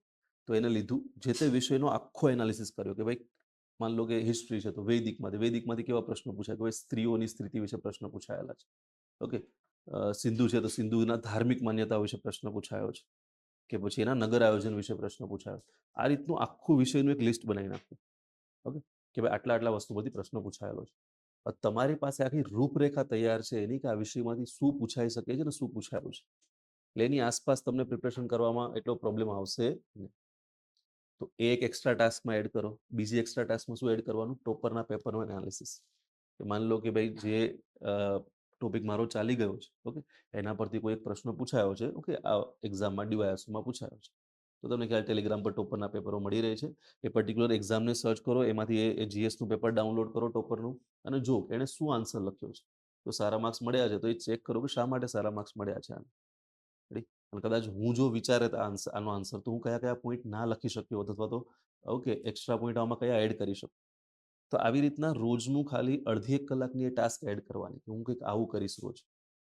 તો એ લોકો જે પાસ થયેલા છે એની સ્ટ્રેટેજી આપણને ખ્યાલ પડશે કે એ લોકો શું કરી રહ્યા છે. તો ધીરે શું કરશું આપણે એ જ સ્ટ્રેટેજીને આપણા જે અત્યારે પ્રેક્ટિસ માટે આન્સર લખીએ છીએ એમાં અપ્લાય કરવાની ટ્રાય કરતા જઈશું. તો આપણો બી આન્સર એના જેવો બનતો જશે. હવે જે સ્ટ્રેટેજી સાબિત થઈ ગઈ છે ઓલરેડી કેમ કે એને સિલેક્શન અપાવ્યું છે એ સ્ટ્રેટેજી તમે યુઝ કરો તેમાં કોઈ પ્રોબ્લેમ છે. ઘણા લોકો કહેતા હોય તમને કે ભાઈ કન્ટિન્યુ નંબરિંગ આપવાનું એમ કે ભાઈ તમે ફાયદાઓ લખ્યા તો ફાયદાઓ 1 થી 10 સુધી લખ્યા તો પડકારો શું કરો 11 થી સ્ટાર્ટ કરો 11 થી 20 સુધી પડકારો લખો ને એ રીતના કન્ટિન્યુ નંબરિંગ આપો એમ. કેમ કે ઓલરેડી ટોપરોએ આ કરેલું છે ને સારા માર્ક્સ મળેલા છે. ઓકે, તો એ પ્રૂફ થયેલી સ્ટ્રેટેજી છે તો આપણે યુઝ કરીએ. ખરેખર એ સાચી સ્ટ્રેટેજી નથી એમ. રિયાલિટીમાં એવું હોવું જોઈએ નહીં. ઓકે, પણ આવું પ્રૂફ થયેલું છે. ઓકે, એમાંથી પેપર સેટરને શું લાગે કે ઓહો આને તો ઘણા બધા આવડે છે એમ કે 30 નંબર સુધી આ વ્યક્તિ પહોંચેલો છે, આટલા પોઈન્ટ લખ્યા છે કે આન્સરમાં માર્ક્સ વધારે મળશે. કેમ કે એ શું કરે છે એક પ્રકારનું સાયકોલોજીકલ ઇફેક્ટ ક્રિએટ કરે છે કે આને ઘણું બધું આવડે છે કેમ કે 30 પોઈન્ટ લખેલા છે. સમજાયું? તો આ તમને બધું ક્યાંથી મળશે? એ ટોપરના પેપરના એનાલિસિસથી જ મળશે. ઓકે, ફેકલ્ટી કે તમને કોઈ આવીને એવું નથી હોતું કે એક દિવસમાં કહી દીધું કે આમાં આન્સર લખો એટલે પાસ થઈ જાવ તો એ તમને આવડી જાય. મારે રોજની પ્રોસેસ છે. ઓકે, એ ધીરે તમે કઢાવજો. ક્લિયર? તો આ એક ટાસ્ક બી એડ કરો. પહેલા તો પીવાયક્યુ પ્રોપર એનાલિસિસ કરી નાખો દરેક વિષયના. ઓકે, રોજ એક વિષય ઉપાડવાનો એક્સ્ટ્રા ટાઈમમાં. પછી ઉપાડો ટોપરના પેપરનું એનાલિસિસ. ઓકે, એ કરી નાખો પ્રોપર રીતે. ક્લિયર? માની લો કે ભાષામાં તો તમારે ખાસ કરવાનું. કોઈને તમને ખ્યાલ હોય તો એસેમાં આપણે લેટરની અંદર શું આપેલું હોય 9 માર્ક્સ મળેલા હોય 10 માંથી. તો શા માટે 9 માર્ક્સ મળ્યા છે? અને જો મળ્યા છે તો એના બેઠા સેન્ટેન્સ કોપી કરી લ્યો. કે ભાઈ આ સેન્ટેન્સ એને લખેલું હતું ઓકે પ્રોપર રીતે એ બેઠે કોપી કરી લ્યો. જે સૌથી મોટો જે ઇશ્યુ હોય છે ને ઇંગ્લિશમાં કે ઇંગ્લિશ સાહેબ લખવામાં તકલીફ પડે છે એમાં તો ખાસ આ કરવું જોઈએ કે જેટલા બી ટોપરના પેપરો છે જેને સારા માર્ક્સ મળેલા છે લેટરમાં કે રિપોર્ટમાં કે બધાના બેઠા સેન્ટેન્સ કોપી કરી લ્યો. સેમ સેન્ટેન્સ દાબી દો. તમને કદાચ ઇંગ્લિશ લખતા ના ફાવે પણ ગોખતા તો ફાવે ને? ગોખી નાખો. એક જ ફોર્મેટ તો કરવાનું છે, ક્યાં 50 ફોર્મેટ કરવાના છે અલગ-અલગ. તો એક ફોર્મેટનું તમારી પાસે માની લો કે લેટર છે, તો એક પ્રોપર ફોર્મેટ રેડી કરી નાખો. ભાઈ સ્ટાર્ટિંગની લાઈન આ હશે, આ હવે લેટરના પ્રકારો પ્રમાણે અલગ-અલગ હોય તો અલગ-અલગ કરી નાખો. સમજ્યા તમે? તો આવું કંઈક કરો તો કેવું થશે કે એક્સ્ટ્રા એફર્ટ તમારી દેખાશે અને પાસ થશે. તમે જો એવું વિચાર્યું કે ભાઈ ક્લાસમાં ગયા, ક્લાસ નોટ લખાવી, લખીને પાસ થઈ જશે, તો થવાનું નથી ક્યારેય. ટેસ્ટ આપીએ છીએ સર અમે, ઓકે, પણ ટેસ્ટ આપવાથી પાસ નહીં થાવ. સમજ્યા? ટેસ્ટમાં ક્લાસના જે 20 વિદ્યાર્થી લખે છે એ જ તમે લખો છો. કદાચ તમારો આન્સર સારા હોય કે તમારી યાદશક્તિ થોડી સારી હોય તો 2-4 પોઈન્ટ તમે એક્સ્ટ્રા લખી નાખો. પણ કોમ્પિટિશન આટલું જ નથી. ઘણી વખત શું થતું હોય કે ક્લાસમાં સારા માર્ક્સ આવે ને બીજા બધા કરતા તો ખુશ થઈ જાય એમ કે બધા કરતા મારા સારા માર્ક્સ, પણ તમે એ ભૂલી જાઓ છો કે કોમ્પિટિશન આટલું નથી. આ તો ફૂલ કોમ્પિટિશનનું 0.0001% બી નથી. આ જે સંખ્યા તમારી સામે છે. મેઇન કોમ્પિટિશન તો બહાર પડ્યું છે. તો આપણે એની સામે લડવાનું છે. એટલે એ માઇન્ડસેટથી ચાલશો ને તો ઇશ્યુ નહીં આવે. પણ બાકી સમજો કે અહીંયા તમે ખાલી એવું રાખ્યું કે નહીં ભાઈ અહીંયા મારો પહેલો નંબર આવી જાય એટલે બહુ છે, તો એવું નહીં થાય. એનો કોઈ મતલબ બી નથી. ક્લિયર? જો આ બધી વસ્તુઓ તમને ડરાવવા માટે કે બીજી કોઈ વસ્તુ માટે નથી, તમને ખાલી સમજાવવા માટે કે હજી બી સમય ગયો નથી. અને તમે શું કરી શકો છો? આ દરેક વસ્તુ કરી શકો છો જલ્દીથી પાસ થવા માટે. બરાબર? બાકી તો સમય સાથે તમારે પાસ થવું હોય, મેં તમને કીધું છે 5-7 વર્ષ આપવા હોય તો આપો, તો કોઈ વાંધો નથી. કેદારભાઈ હવે કરે એવું તો એને ચાલે, કેમ કે એને કોઈ ચિંતા નથી હાલમાં. ઓકે, એ તો આરામથી 2-3 વર્ષ પ્રિપરેશન કરે, પછી 3-4 વર્ષે પાસ થાય તો એને ચાલે. કેમ કે એની પાસે સમય છે. આપ બધા પાસે સમય છે તો છપાકડાની જેમ પ્રિપરેશન કરો. આમ ધડ કરતું જવું જોઈએ બધું. ક્લિયર? અચ્છા,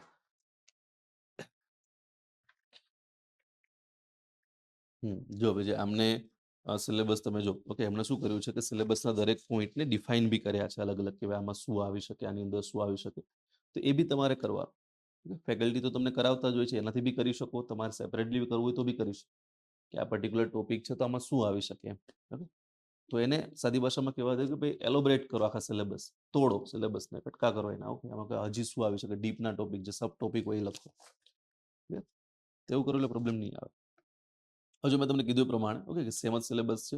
રોજબરોજના જીવનમાં વિજ્ઞાન, okay, space, defence, computer, robotic, nano technology, biotechnology, okay, એ બધું એક સાથે આપી લીધું છે. મેં તમને કીધું પ્રમાણે એક્સ્ટ્રા ટોપિક જો આમ પ્રિલિમ અને મેઇન્સમાં જોવા જઈએ તો કંઈ અલગ નથી, ખાલી એક જ ટોપિક એક્સ્ટ્રા આવે છે, એ છે આઈપીઆર, ઓકે, બૌદ્ધિક સંપદા અધિકાર, ઇન્ટેલેક્ચુઅલ પ્રોપર્ટી રાઇટ.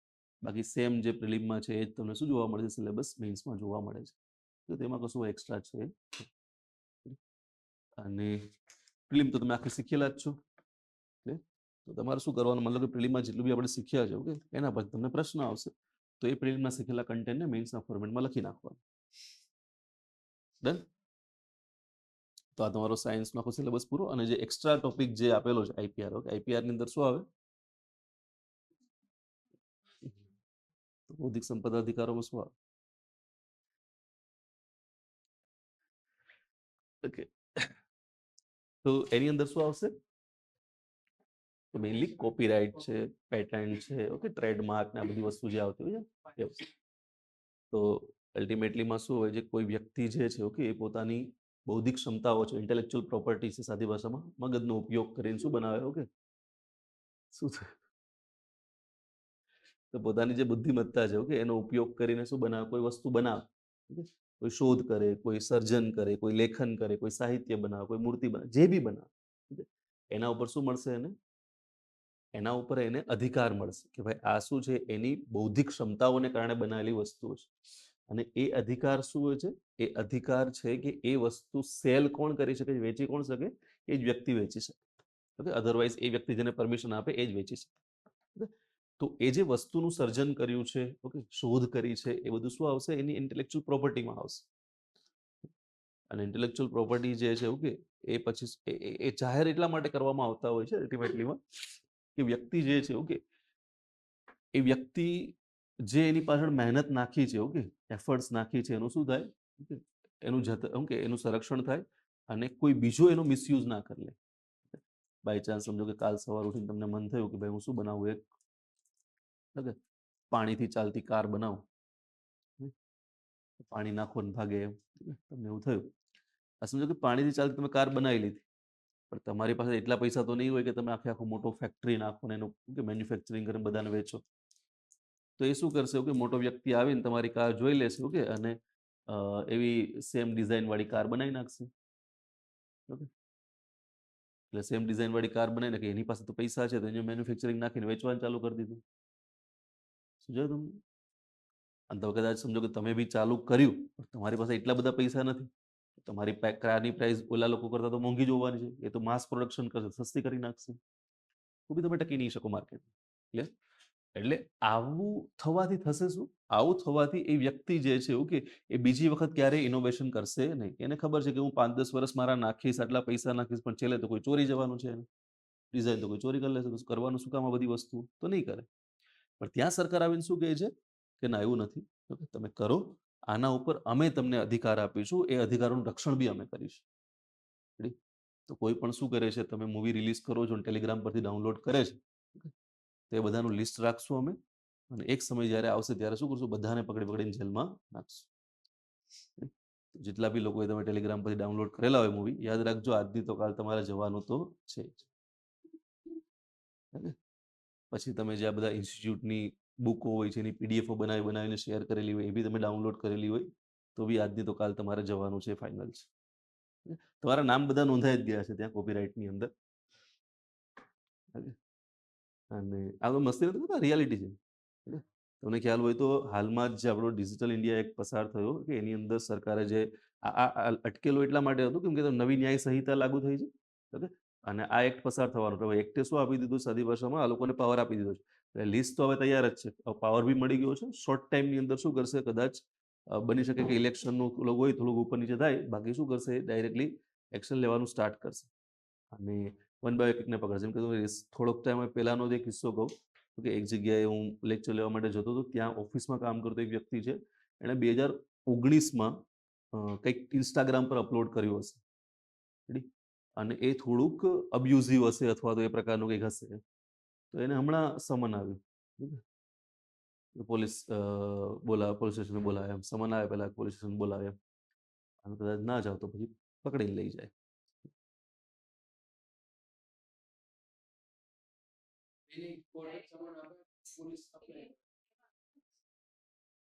ના, આ તો એને ખાલી પોલીસ સ્ટેશન જ જવાનું હતું. સમન એટલે એ પ્રકારનું પેલું ઓફિશિયલ લેંગ્વેજમાં ના છે. સમન એટલે કે મતલબ પેલો આવ્યો કે ભાઈ આવો ઓફિસ, ઓકે, દર્શન આપો તમારા પોલીસ સ્ટેશન એમ. એ લઈ ગયા અને પછી 20,000નો દંડ આવ્યો. જો એટલું તો કંઈ હતું નહીં. અને તમે બધાએ તો ટેલિગ્રામમાંથી ઘણું બધું ડાઉનલોડ કરેલું છે. તમારા બધાનું લિસ્ટ છે એમની પાસે.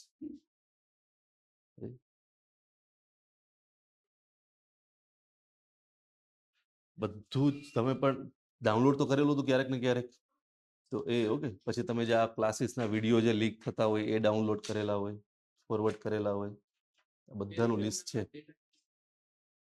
ટેલિગ્રામ પાસેથી લઈ શકે ને, કેમ કે આપણે શું કર્યું છે અલ્ટિમેટલીમાં એપ બધાને જે આ લાસ્ટમાં તમને ખ્યાલ હોય તો ઓટીટી રૂલ્સ જે જાહેર થયા હતા ને, સોશિયલ મીડિયા ઇન્ટરમીડિયેટરી રૂલ્સ કરીને સમથિંગ કંઈક હતું એમ. તો એ જે હતું ને એની અંદર કીધું કે તમારે જો ભારતમાં તમારી એપને રન કરવી છે તો તમારા નિયમોને ફોલો કરવા પડશે, અને સરકાર જ્યારે બી ઈચ્છે ત્યારે તમારે શું કરવા પડશે, આ બધા ડેટા પ્રોવાઈડ કરવા પડશે. તો તૈયાર છો ને જવા માટે? મસ્તી કરે, અવકાશ નથી થવાનું.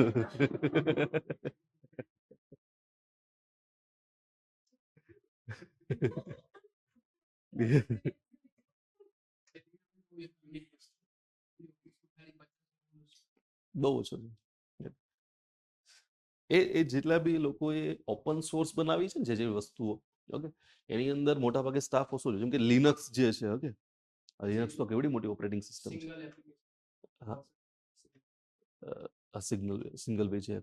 તો લિનક્સ આખી ઓપરેટિંગ સિસ્ટમ છે, અને જેટલું બી વિન્ડોઝ સિવાયનો જો સેકન્ડ નંબર ઉપર સૌથી વધારે યુઝ થતો હોય ને મેક ઓએસ અને વિન્ડોઝ સિવાયનો, તો લિનક્સ આવે છે થર્ડ નંબર ઉપર એમ વિશ્વમાં. ઓકે, અને હેકરો બધા એને યુઝ કરે, ઘણા બધા લોકો યુઝ કરે છે, એવું હેકરો યુઝ કરે, પોઝિટિવ બી ઘણું બધું યુઝ થાય છે. ઓકે, વિચાર કરો માઇક્રોસોફ્ટ છે, ઓકે, એની પાસે કદાચ માન લો કે 20-30 હજાર એમ્પ્લોય હશે, અથવા તેને વધારે હોઈ શકે, 20-30 હજાર કરતાં તો વધારે જ હશે. આટલા એમ્પ્લોય હોય છે. 15,000 તો ફાયર કર્યા તો મતલબ વધારે જ હશે ને, 50,000ની આસપાસ એમ્પ્લોય હશે એની પાસે આખા વિશ્વમાં. ઓકે, તો 50,000 એમ્પ્લોયથી આખો માઇક્રોસોફ્ટનો આપણો વિન્ડો જે યુઝ કરે છે ચાલે છે. અને આ લિનક્સ ઓપરેટિંગ સિસ્ટમ કેટલા વ્યક્તિઓ દ્વારા ચલાવવામાં આવે છે? એક વ્યક્તિ દ્વારા એક નાનકડા રૂમમાં. એણે આખી રૂમમાં બેઠી બેઠી આખી ઓપરેટિંગ સિસ્ટમ બનાવી નાખી. લિનસ ટ્રોવર્ડ્સ કરીને એક વ્યક્તિ છે, એને આખી ઓપરેટિંગ સિસ્ટમ ચલાવે છે. કોઈ જ નહીં સ્ટાફમાં, એક જ વ્યક્તિ. એટલે કહેવાનું અર્થ શું છે કે તમારે જો ખરેખર વર્ક કરવું જ છે અને તમે ઠાણી લો છો કે કરવું જ છે, તો પછી તમારે કોઈ વસ્તુની જરૂરિયાત પડતી નથી. ઘણા લોકો જે કહેતા હોય કે મારે આ જોઈએ ને પેલું જોઈએ તો જ કામ થાય. ઓકે, લાઇબ્રેરી તો જોઈએ જ, તો જ વંચાય. એમાં બી ડેસ્ક મોટું હોવું જોઈએ, નાનું ડેસ્ક ના ચાલે. આજુબાજુમાંથી ડિસ્ટર્બન્સ ના હોવું જોઈએ, એસીનો ફ્લો વ્યવસ્થિત હોવો જોઈએ, એસી વધારે ઠંડુ ના હોવું જોઈએ કે વધારે ગરમ ના હોવું જોઈએ, ફિક્સ જગ્યા મારી હોવી જોઈએ. ઓકે, બીજું કોઈ? તો આ બધું જ્યારે ભેગું થાય ને ત્યારે આપણે વાંચીએ, પછી વાંચતા તો નથી. ઓકે, કેમ કે પછી કંઈક ને કંઈક ડિસ્ટર્બ થઈ જ જાય. એટલે કહેવાનો અર્થ શું છે કે આ જ બધી વસ્તુઓ શું કરે છે, આપણને રિસ્ટ્રિક્ટ કરે છે. તમારે કરવું હોય તો ગમે એ વસ્તુ કરી શકો છો. એટલે ટેલિગ્રામનું બધાનું કેવું છે કે એ આખું ઓપન સોર્સ પ્લેટફોર્મ કહેવાય. ઓપન સોર્સનો મતલબ એવો થાય કે જેનો સોર્સ કોડ જે હોય છે, ઓકે, ડેવલપમેન્ટનો, એ પબ્લિકલી અવેલેબલ હોય. એટલે ઘણા બધા લોકો શું કરતા હોય એની અંદર ફ્રીમાં, ઓકે, સ્વયંસેવક તરીકે આપણે કહી શકીએ એક પ્રકારે, કોન્ટ્રીબ્યુટ કરતા હોય અને એના કોડને સુધારવામાં મદદ કરતા હોય અલગ અલગ પ્રકાર. તો એ રીતનું છે. વોટ્સઅપ ને બધું શું છે, કંપની દ્વારા ઓપરેટેડ હોય છે. આ થોડું ઓપન સોર્સ હોય છે, એટલે કમ્યુનિટી ઓપરેટેડ હોય છે, એના જેવું કહી શકો તમે. ડન? ચલ, તો આપણે કીધું એ પ્રમાણે કે શું છે કે આની અંદર સિલેબસ જે છે તમારો,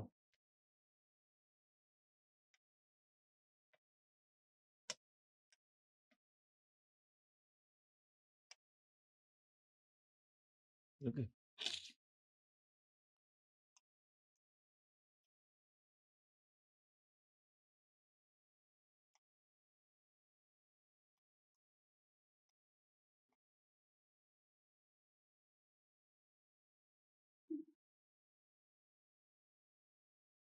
કોઈ ભેગું નહીં થતું નહીં સાહેબની જેમ.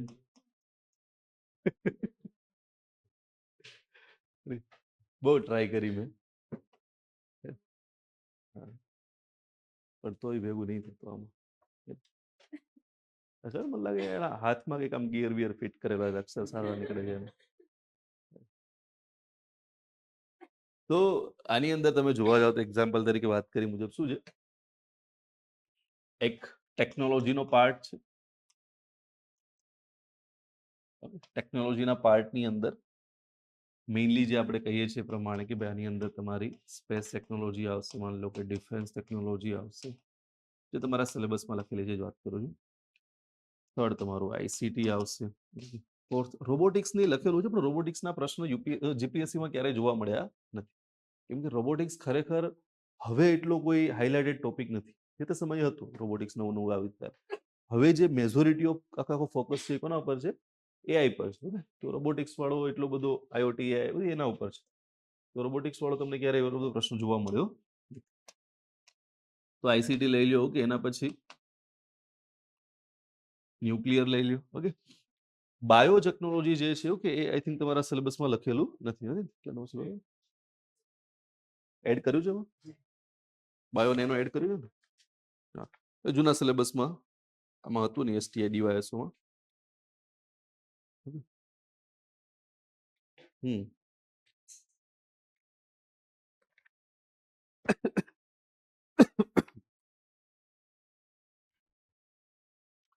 નાના નાના અક્ષરમાં લખી નાખ્યું છે ને, નેનો બાયો બંને. કોઈ વાત નહીં. ચલો તમારે ઓકે, 5મા નંબર પર તમે લઈ લો બાયોટેકનોલોજી,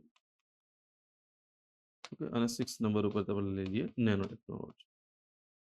તો જો હવે તમારો ક્લાસ 1 2 નો સિલેબસ છે અને ડીવાયએસઓ નો સિલેબસ બંને કેવા થઈ ગયા છે? હવે સેમ જ થઈ ગયા છે. એટલે હવે કોઈ રિક્વાયરમેન્ટ રહેતી નથી સેપરેટ તમારે જવાની. હવે તમે ક્લાસ 1 2 માટે બી પ્રિપેર કરીશું આના માટે.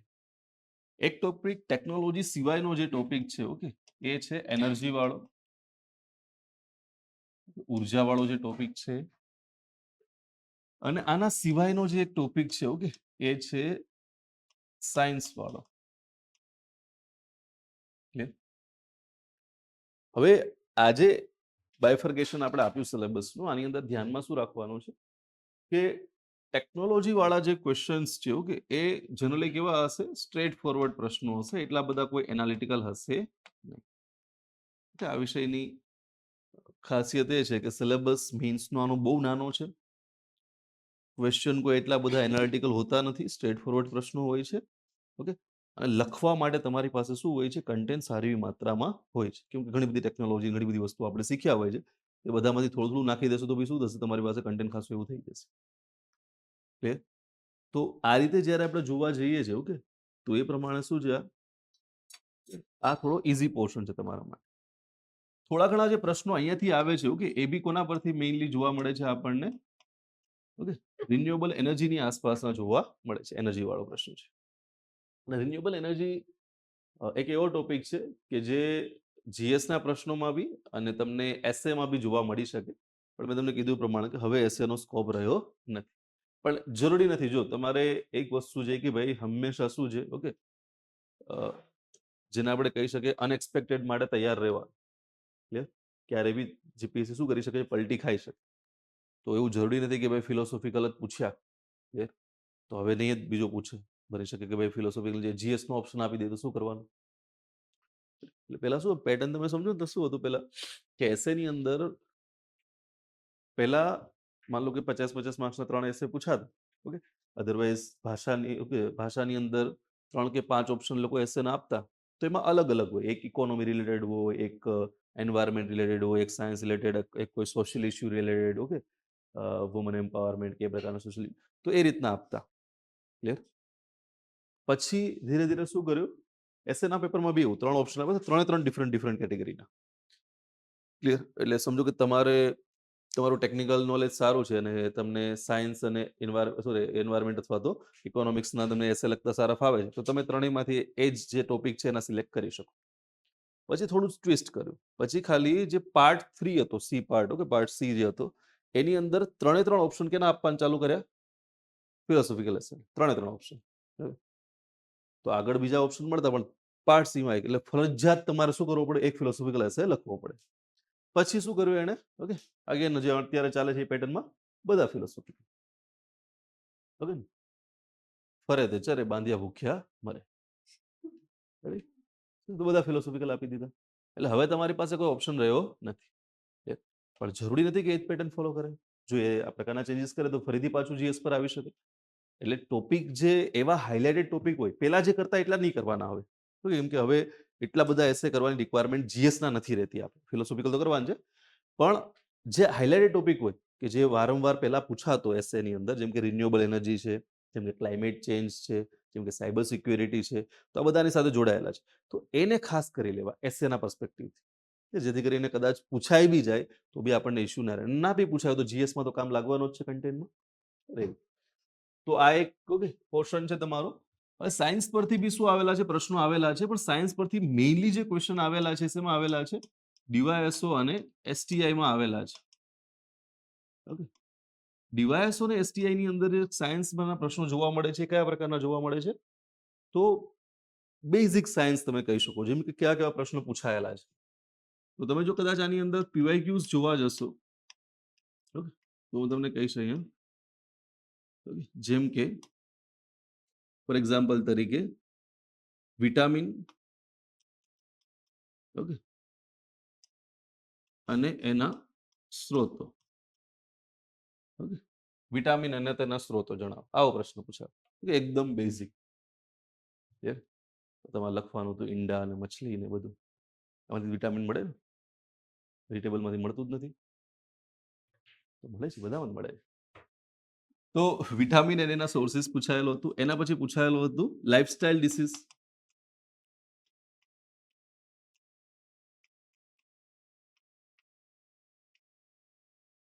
ઓકે, ડિસીઝ નો સ્પેલિંગ શું થાય, તો સાચો તો લખેલો છે. અને સી કોણે એડ કર્યો ડિસીઝમાં? સી આવે ડિસીઝમાં? કેમ સી બોલે?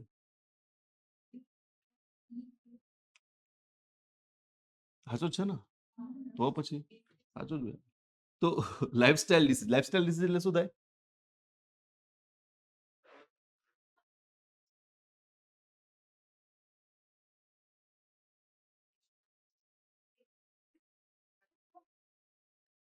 સમજાય ગયું બધાને? ઓકે, અલ્ટિમેટલીમાં હાલ ફિલહાલમાં જો ને તો લાઇફસ્ટાઇલ ડિસીઝમાં બહુ વધારો થયો. એક્ઝામ્પલ તરીકે ડાયાબિટીસ છે.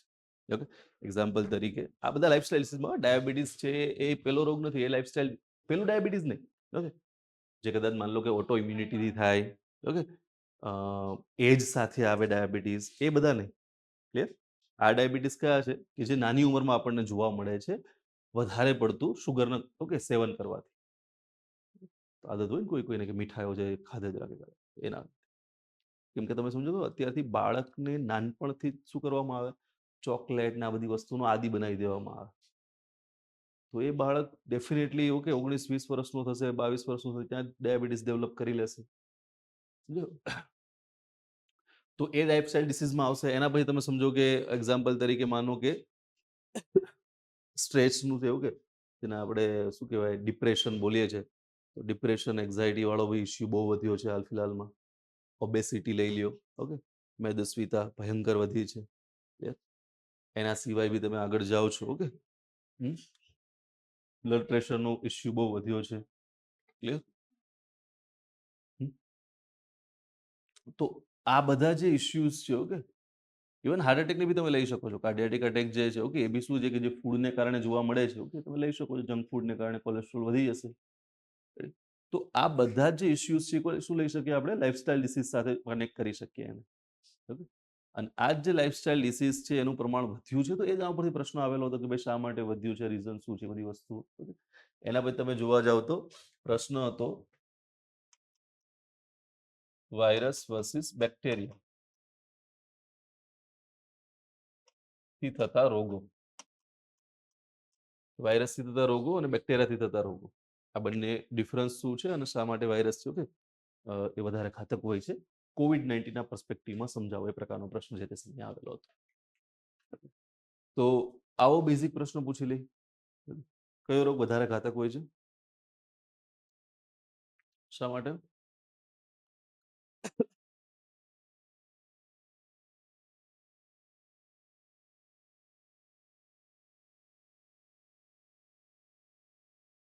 નહીં ભેગું થાય. તો સિમ્પલ જે આપણે કહી શકીએ લેમેન ટર્મમાં કે વાયરસ છે એનો ફેલાવો શું થતો હોય છે, બહુ ઝડપથી થતો હોય છે.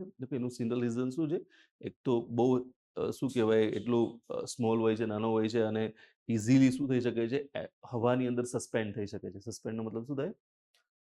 મતલબ હવામાં જે કણો હોય છે એની સાથે સ્પ્રેડ થઈ શકે છે. ઓકે, તો એ બહુ થઈ શકે છે ઇઝીલી. ઓકે, એના સિવાય બી એ શું કરે છે, આપણા કોષને ડેમેજ કરે છે.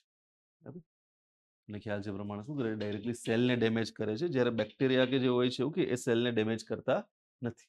તો જ્યારે વાયરસની તમે વાત કરો છો તો એ સેલને ડેમેજ કરી રહ્યો છે, તો ડેફિનેટલી એ શરીરને બી નુકસાન પહોંચાડી રહ્યો છે, સાથે સાથે સેલને બી ડેમેજ કરી રહ્યો છે. ઓકે, એટ ધ એન્ડ તમે બેક્ટેરિયાની વાત કરો તો એ સેલને ડેમેજ નથી કરતું, એ ડાયરેક્ટલી આખા બોડીને જ નુકસાન પહોંચાડે છે, કેમ કે એક અલગ અલગ પ્રકારના શું કરશે, પ્રોટીન છે સિક્રેટ કરશે અને પ્રોટીનથી નુકસાન થશે. ઓકે, જો વાયરસ શું કરે છે મોટા ભાગે, એ કોઈ પ્રોટીન સિક્રેટ કરતો નથી. એ શું કરે છે, પોતાની પોપ્યુલેશન વધારે છે અને સેલને ડેમેજ કરે છે કન્ટિન્યુઅસ. તો એ પ્રકારના ડિફરન્સ તમને બેઝિક ખ્યાલ હોવા જોઈએ જનરલ સાયન્સના. એના સિવાય બી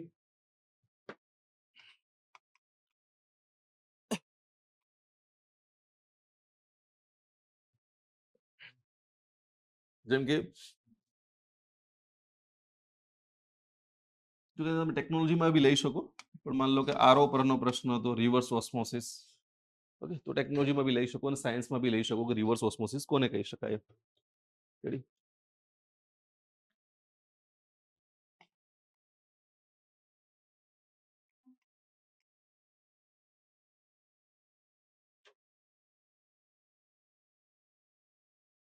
તો આ બધા પ્રકારના તમને શું જોવા મળે છે, પ્રશ્નો જોવા મળે છે જનરલ સાયન્સ સાથે જોડાયેલા. ઓકે, બાકી બી આની આસપાસના જ હશે.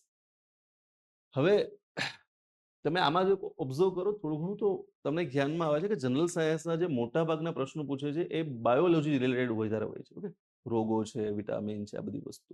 ક્લિયર? તો તમારે થોડુંક શું કરવું પડશે, બાયોલોજી થોડુંક વાંચવું પડશે, કેમ કે આની કોઈ લિમિટેશન નથી ક્યાંથી પ્રશ્ન આવશે. ક્લિયર? આની કોઈ મર્યાદા છે નહીં, આના કોઈ એરિયા ફિક્સ નથી. આમાં તમારે શું કરો, આખું જનરલ સાયન્સ શીખવું પડે, આખું બાયોલોજી શીખવું પડે. એટલે આ પોર્શન તમારા પર રહેશે. ઓકે, તમારે ખાલી જસ્ટ વાંચવાનો જ છે. હું સારું ના લાગુ વિટામિનના સોર્સ ભણાવતો હોય કે ભાઈ ગાજર ને મૂળી ને પાલક ને આ બધી વસ્તુ તમારે ખાવાની, એટલે વિટામિન શું મળે તમને? ગાજરમાંથી એ મળે ને, તો પછી એમ એમ જો એ ભણાવવાનું ના હોય, કે ખાલી વાંચવાનું જ. ક્લિયર? નો ડાઉટ તમને જ્યાં બી આપણે PYQs તો સોલ્વ કરાવીશ, પણ એ કેવું છે કે દર વખતે નવા એરિયાને ટચ કરે છે. તો તમારે શું કરવાનું છે, ખાલી એક વખત બાયોલોજી, જે જનરલ બાયોલોજી હોય છે એને એક વખત રિફર કરી લેવાનું.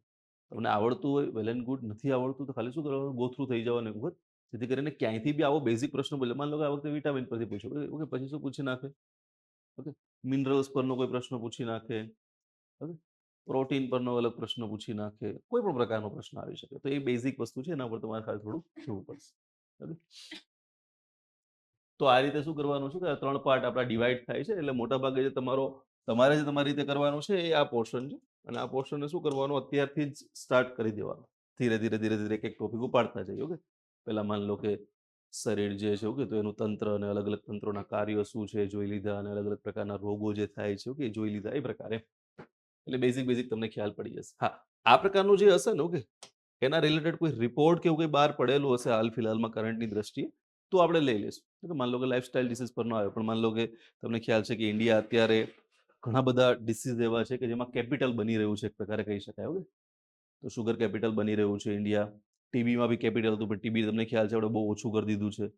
તો એના પરનો પ્રશ્ન આવે કે ભાઈ ટીબી આટલું બધું ઓછું કરી દીધું છે, ઓકે, તો કઈ રીતે કર્યું, અથવા તો કઈ રીતે બીજા રોગોમાં સેમ સ્ટ્રેટેજી અપ્લાય કરી શકીએ. વેક્સિનેશન પરનો કોઈ પ્રશ્ન આવી જાય તમને, સમજો, તો એ આપણે કરશું. પણ એ કેવું છે કે જો કરંટમાં આવે છે એ પ્રકારના કોઈ રિપોર્ટ, તો આપણે ફોલો કરીશું, અધરવાઇઝ બહુ ફોલો કરીશું. તો મેઇન આપણો ઓકે ફોકસ રહેશે આના પર રહેશે અને એનર્જી પર રહેશે. એક ટોપિક જે આપણે કીધું એ પ્રમાણે કે તમારા માટે નવો છે, ઓકે, અને એક્સ્ટ્રા છે, એ કયું છે? IPR, okay, that means for intellectual property rights. IPR વાળો જે ટોપિક છે, ઓકે, આપણે ડિસ્કસ કરી જ લીધું છે. એ જ વસ્તુ કે મેઇનલી બે મેજર જે IPR છે, ઓકે, એના પર ફોકસ વધારે કરવામાં આવતો છે, કોપીરાઇટ અને પેટન્ટ છે એના ઉપર, પણ એના સિવાયના બી ઘણા બધા IPR છે, ઓકે, જેમ કે ટ્રેડમાર્ક છે, પ્લાન્ટ વેરાયટીઝ છે, ઓકે, એના સિવાય આપણે કહી શકીએ તો ટ્રેડ સિક્રેટ છે, GI ટેગ છે. આ પ્રકારના ઘણા બધા શું હોય છે, અલગ અલગ પ્રકારના બી IPR હોય છે. તો એ બધા વસ્તુ પર બી ફોકસ કરીશું આપણે. ડન આ વસ્તુ? આટલો તમારો સિલેબસ છે. ઓકે, હવે આમાંથી કયો ટોપિક સ્ટાર્ટ કરવો છે, તમે કયો એ પ્રમાણે આપણે કોઈ એક ટોપિક સ્ટાર્ટ કરીએ.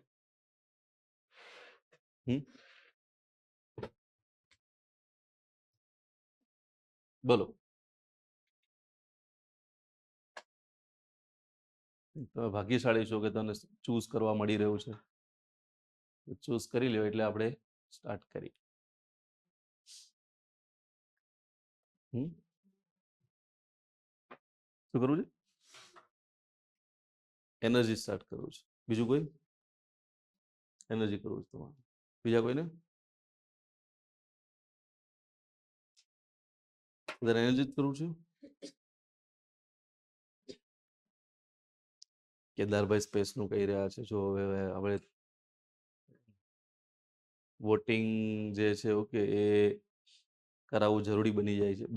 બીજું કોઈ બોલ્યું તો હું વોટિંગ ના કરાવત, પણ હવે કેદારભાઈ બોલ્યું છે એટલે વોટિંગ કરાવવું જ પડશે. ઓકે, તો ઊભા થઈને વોટિંગ આપવાની જરૂર નથી, બેઠે બેઠે આપશું. ચલો, તો આપણે એક પછી એક ટોપિક બોલતા જઈએ છીએ. ઓકે, સ્પેસ કેટલા લોકોને ચાલુ કરવું છે?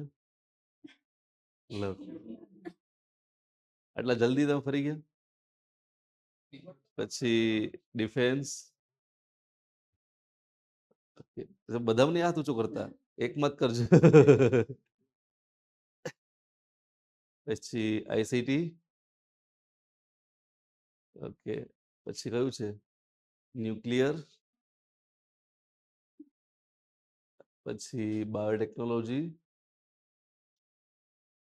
પછી નેનો મતલબ શું હોય? તો કેમ બેમાં હાથ ઊંચો કરે? તમારો વોટ કાઉન્ટ નહીં થાય હવે. એનર્જી,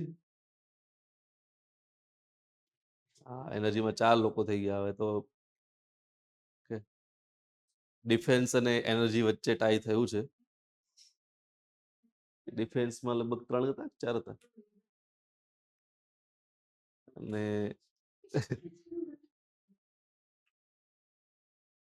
ઓકે, ચલો તો હવે ડિફેન્સ અને એનર્જી વચ્ચે ટાઈ થયું છે, તો ફટાફટ કહી દો ડિફેન્સ સાથે કેટલા લોકો? 2 માંથી એક જ સિલેક્ટ કરવાનું છે ને, બધાએ ફરજિયાત કરવાનું છે. ઓકે, નોટાનો ઓપ્શન છે નહીં. ઓકે, સારું છે, હું બીજું કંઈ નહીં કરતો, બાકી હું પેલો આપણે શું કે જે હાથ ઊંચો ના કરે ને માના સામે એવું કશું ના કરો. એવું બધું ના બોલવું, પણ ઓકે નથી બોલવું, લેતા નહીં પોતાના ઉપર એવું એમ. પણ શું કરી દેવાનું? હાથ ઊંચો કરી દેવાનો. ચલો તો ડિફેન્સમાં કેટલા લોકો કહે છે? જો 1 2 3 5 ને 4 9 લોકો થઈ ગયા. તો 11 થઈ ગયા. તો હવે તો એનર્જી વાળા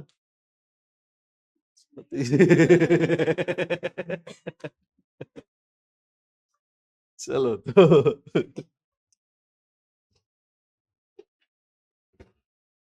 હમ. એટલે આવું થાય છે, એમને લાગતું બી ના હોય ને કે આ ટોપિક જીતી જશે, છેલ્લે જીતી ના આવે એમ. Ready? Okay, જેને આપણે ડિસ્કસ જ ના કર્યો કે આ ચાલુ કરવાનું છે, એ ક્યાંકથી વચ્ચે જ નીકળી ના આવે. ઇલેક્શનમાં નથી થતું એવું. એ જ. જે લાગતું જ હોય એટલા વર્ષોથી કે ભાઈ નહીં તો સીએમ તો આ જ બનશે. ઓકે, બિચારા નીતિન કાકાને પછી ઘરે બેસવું પડે. ઓકે, બીજો કોઈક સીએમ બની જાય. આપણા સીએમમાં લગભગ તમે જો 2 ટાઈમથી આવું જ થાય છે. ઓકે, નીતિન કાકા પેલા બે ટર્મથી રાહ જોઈએ છે, છેલ્લા 10 વર્ષથી રાહ જોઈએ છે કે હવે મારો વારો આવશે. હવે તો ના જ આવે, પૂરું થઈ ગયું. હવે તો ઓકે, જે આપણા સંઘવી સાહેબ છે, ઓકે, એ જ સંભાળવાના છે. ઓકે, ક્લિયરલી એ જ લાગી રહ્યું છે. એ દાવેદાર છે, પણ મને લાગે છે કે જે પ્રમાણે આમને પ્રમોટ કરી રહ્યા છે સંઘવી સાહેબને, એ પ્રમાણે તો લાગી રહ્યું છે કે કદાચ નાયબ મુખ્યમંત્રી બનાવવા. અને તમે જો હમણાં જે પેલું હતું શું કહેવાય ગ્રુપ સીસી ગ્રુપ એનું જે પેલું પોસ્ટિંગ હતું ગ્રુપ એ ગ્રુપ 2 વાળાનું હતું, નિમણૂક પત્ર આપ્યા, તો એમાં બી તમે જો ને આખી સ્પીચ ને બધું હાઇલાઇટ જે આખું ફોકસ હતું એ કોના ઉપર? સંઘવી સાહેબ પર જ હતું એમ. ઓકે, એણે જ બધું એનાઉન્સમેન્ટ કર્યું હતું ને કે આટલી ભરતી આવશે ને અંતે, બાકી તો મેઇન જાહેરાતો તો કોણ કરતા? સીએમ કરતા હોય છે તે રીતના. એટલે લાગી તો રહ્યું છે કે કદાચ ને કરે, પણ છે તો બીજેપી છે. ઓકે, છેલ્લે કઈ બી નવું ગતકડું કાઢી શકે, કોથરામાંથી બિલાડું કાઢે પછી છેલ્લે. ચાલો તો ડિફેન્સ વાળો જે ટોપિક છે મિત્રો,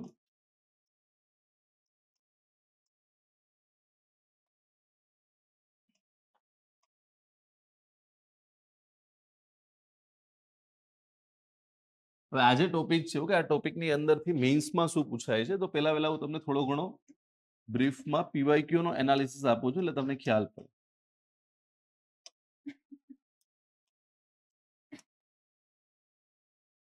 બોલો શું પૂછાય છે મેઇન્સની અંદર આમાંથી? કોઈને આઈડિયા ખરો? હમ શું?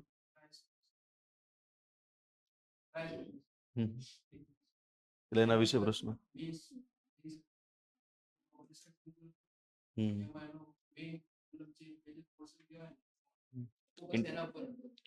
ઇન્ટિગ્રેશન ઉપર. ઓકે, અને ઇન્ટિગ્રેટેડ થિયેટર કમાન્ડ જે છે, જોઈન્ટ સર્વિસીસ છે, ઓકે, જોઈન્ટ ઓપરેશન જેને કહીએ, બધી વસ્તુ ઉપર.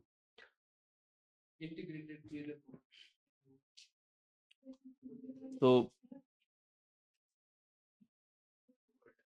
ઓપરેશન સિંદૂર હવે નહીં આવે, 2 વખત પૂછાઈ ગયું છે. ઓકે, ઓપરેશન સિંદૂર જે છે, ઓકે, આપણે મતલબ પહેલાનો જે ક્લાસ હતો એની ક્લાસ નોટમાં પ્રોપર રીતે આખું લખાવેલું હતું, એના પછી એસટીઆઈમાં બી આવ્યું અને ક્લાસ 1-2માં બી આવ્યું, એટલે 2 વખત આવી ગયું છે. હવે તમારે બહુ આશા નહીં રાખવાની કે ડીવાયએસમાં બી જોવા મળે. જો કે ડીવાયએસ તો છે જ નહીં, તો જોવા મળે તમને, પણ હવે આવશે નહીં.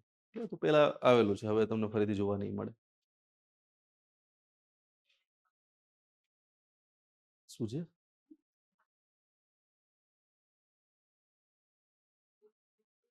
સિદ્ધરાજ જયસિંહ જે હતા ને, ઓકે, ત્યાં રહેતા.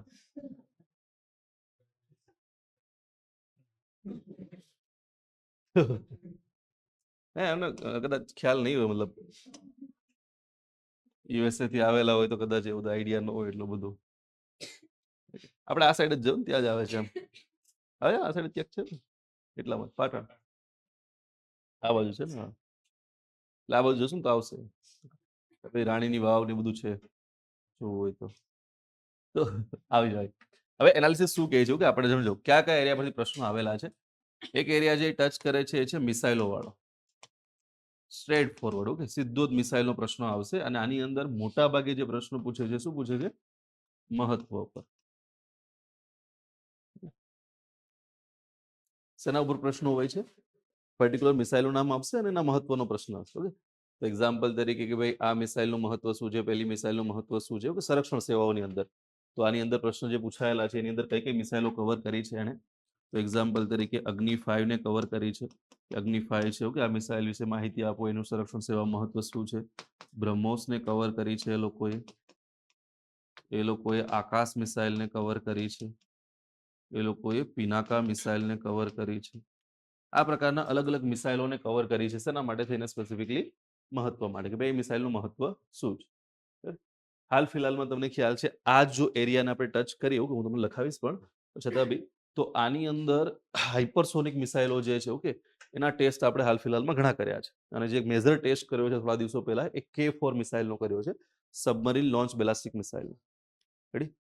તો એ એરિયાને ટચ કરી શકે, અધરવાઇઝ હાઇપરસોનિક મિસાઇલ. તો આ બે એરિયા આપણી પાસે વધે છે કે જેના ઉપર આપણે ડિસ્કસ કરવું જોઈએ. જો કે અગ્નિ 5 મિસાઇલનો બી ટેસ્ટ થયો છે અને અગ્નિ પ્રાઇમ મિસાઇલનો બી ટેસ્ટ થયો છે. તો એના વિશે બી જોઈ લેશું. પણ હું તમને આમાં સેપરેટ મિસાઇલો ભણાવવા બેસીશ નહીં, કેમ કે ઓલરેડી આપણે પ્રિલિમમાં ભણી લીધા છે. આની અંદર જે હું તમને પોઈન્ટ લખાવીશ કે કોઈ પણ મિસાઇલનું ઇમ્પોર્ટન્સ શું હોય છે સંરક્ષણ સેવામાં, તો ઓવરઓલ મહત્વ આખું લખાવીશ. રેડી? જેને તમે થોડા ઘણા પોઈન્ટ ઉપર નીચે કરી અને દરેક જગ્યાએ અપ્લાય કરી શકો. માની લો કે પોઈન્ટ આપણે લખેલો છે કે ભાઈ પરમાણુ બોમ્બ જે છે, ઓકે, એનાથી હુમલો કરવા માટે આ મિસાઇલ છે કામની, ઓકે, યુઝફુલ છે, ઉપયોગી છે. તો હવે એક ક્રૂઝ મિસાઇલ કોઈ વિશે પ્રશ્ન પૂછાય, બ્રહ્મોસ વિશે પ્રશ્ન પૂછાય, તો ત્યાં એ પરમાણુ વાળો એક પોઈન્ટ નીકળી જશે, બાકીના પોઈન્ટ તમે એપ્લાય કરી શકશો. તો એ જ બધા પોઈન્ટ છે, એમાંથી થોડું ઘણું મોડિફિકેશન ક્રૂઝ અને બેલાસ્ટિક પ્રમાણે કરી અને તમે શું કરી શકો કે એની અંદર એ પોઈન્ટ બધા અપ્લાય કરી શકો. ક્લિયર? તો એ મહત્વવાળું જે છે કે આ ખાલી પીવાયક્યુ એનાલિસિસ જોઈએ છે એટલે એના પરથી આપણને ખ્યાલ પડ્યો. સમજો કે પીવાયક્યુ એનાલિસિસ કર્યો તો આપણને આઈડિયા મળ્યો ને કે કયા પ્રકારના પ્રશ્નો આના પછી હવે પૂછાઈ શકે. જો આવી રીતે સમજો કે તમે દરેક સબ્જેક્ટના દરેક ટોપિકનો એનાલિસિસ કરેલો હોય તો તમારી પાસે આખું માઇન્ડની અંદર હોય કે હવે શું પૂછાશે. ક્લિયર? તો પિનાકા છે, ઓકે, એ મિસાઇલો પરના પ્રશ્નો છે. એના પછી આવેલા છે અન્ય હથિયારો, તમે કહી શકો એના પરના પ્રશ્નો. જેમ કે એક્ઝામ્પલ તરીકે આમાં બી મોટા ભાગે શું છે? મહત્વ અને ભૂમિકા. ઓકે, આ બંને વસ્તુને એને ફોકસ કરેલું છે. ઓકે, એક્ઝામ્પલ તરીકે અહીંયા આઈએનએસ વિક્રાંત છે. આઈએનએસ વિક્રાંત જે છે એ જે તે સમયે લોન્ચ થયું એટલે બેક ટુ બેક બે મેઇન્સમાં પૂછાયું હતું. ઓકે, સમજ્યા? આઈએનએસ વિક્રાંત શું છે? સબમરીન છે ને સબમરીન. તમે એ જ કીધું સબમરીન શું છે? વિમાન વાહક જહાજ છે. ઓકે, એરક્રાફ્ટ કેરિયર છે. તો ભારતનું છે, પ્રથમ સ્વદેશી છે અને સૌથી મોટું ભારત પાસે જે અવેલેબલ છે. ઓકે, તો એના કારણે શું આવ્યું? પ્રશ્ન આવ્યો તો પ્રશ્ન કઈ રીતના? તો બે રીતના. એકમાં તો ખાલી ટેકનિકલ ડિટેલ જ પૂછેલી હતી કે ભાઈ એની વિશેષતાઓ જણાવો, ઓકે, એ બધી વસ્તુ. સેકન્ડમાં પૂછેલું હતું એની અંદર એ લોકોએ ભૂ રાજનીતિને એડ કરી હતી, જીઓપોલિટિક્સને એડ કર્યું હતું કે ભાઈ જીઓપોલિટિક્સની અંદર શું બદલાવ આવશે અથવા તો જીઓપોલિટિક્સ ઉપર આ આપણી પાસે આવવાથી શું ઇમ્પેક્ટ પડશે. ઓકે, એ પ્રકારનો પ્રશ્ન પૂછેલો હતો. તો તમારે થોડું આઈઆર અને જીઓપોલિટિક્સ થોડો ઘણો આઈડિયા હોવો જોઈએ એટલે તમને બેટર આઈડિયા મળે. પણ જીઓપોલિટિક્સ તમારે ખ્યાલ છે પ્રમાણે મેઇનલી કદાચ જો આપણે લેશું તો કઈ કઈ વસ્તુઓ થઈ શકશે. ઓકે, તો ચાઇના, ઓકે, અને પાકિસ્તાનને કાઉન્ટર કરવા માટે સાથે સાથે જે પણ ટ્રેડ જે છે, ઓકે, એ ટ્રેડને સુચારુ સંચાલન થાય, ક્યારે બી ભવિષ્યમાં શું થાય, ઓકે, યુદ્ધ થાય છે, ટુ ફ્રન્ટ વોર થાય છે, ઓકે, અને સમુદ્ર માર્ગે બી લડવાનું થાય તો બી યુઝફુલ થઈ શકે. તો આ પ્રકારના મુદ્દાઓ તમારે લખવાના હોય છે.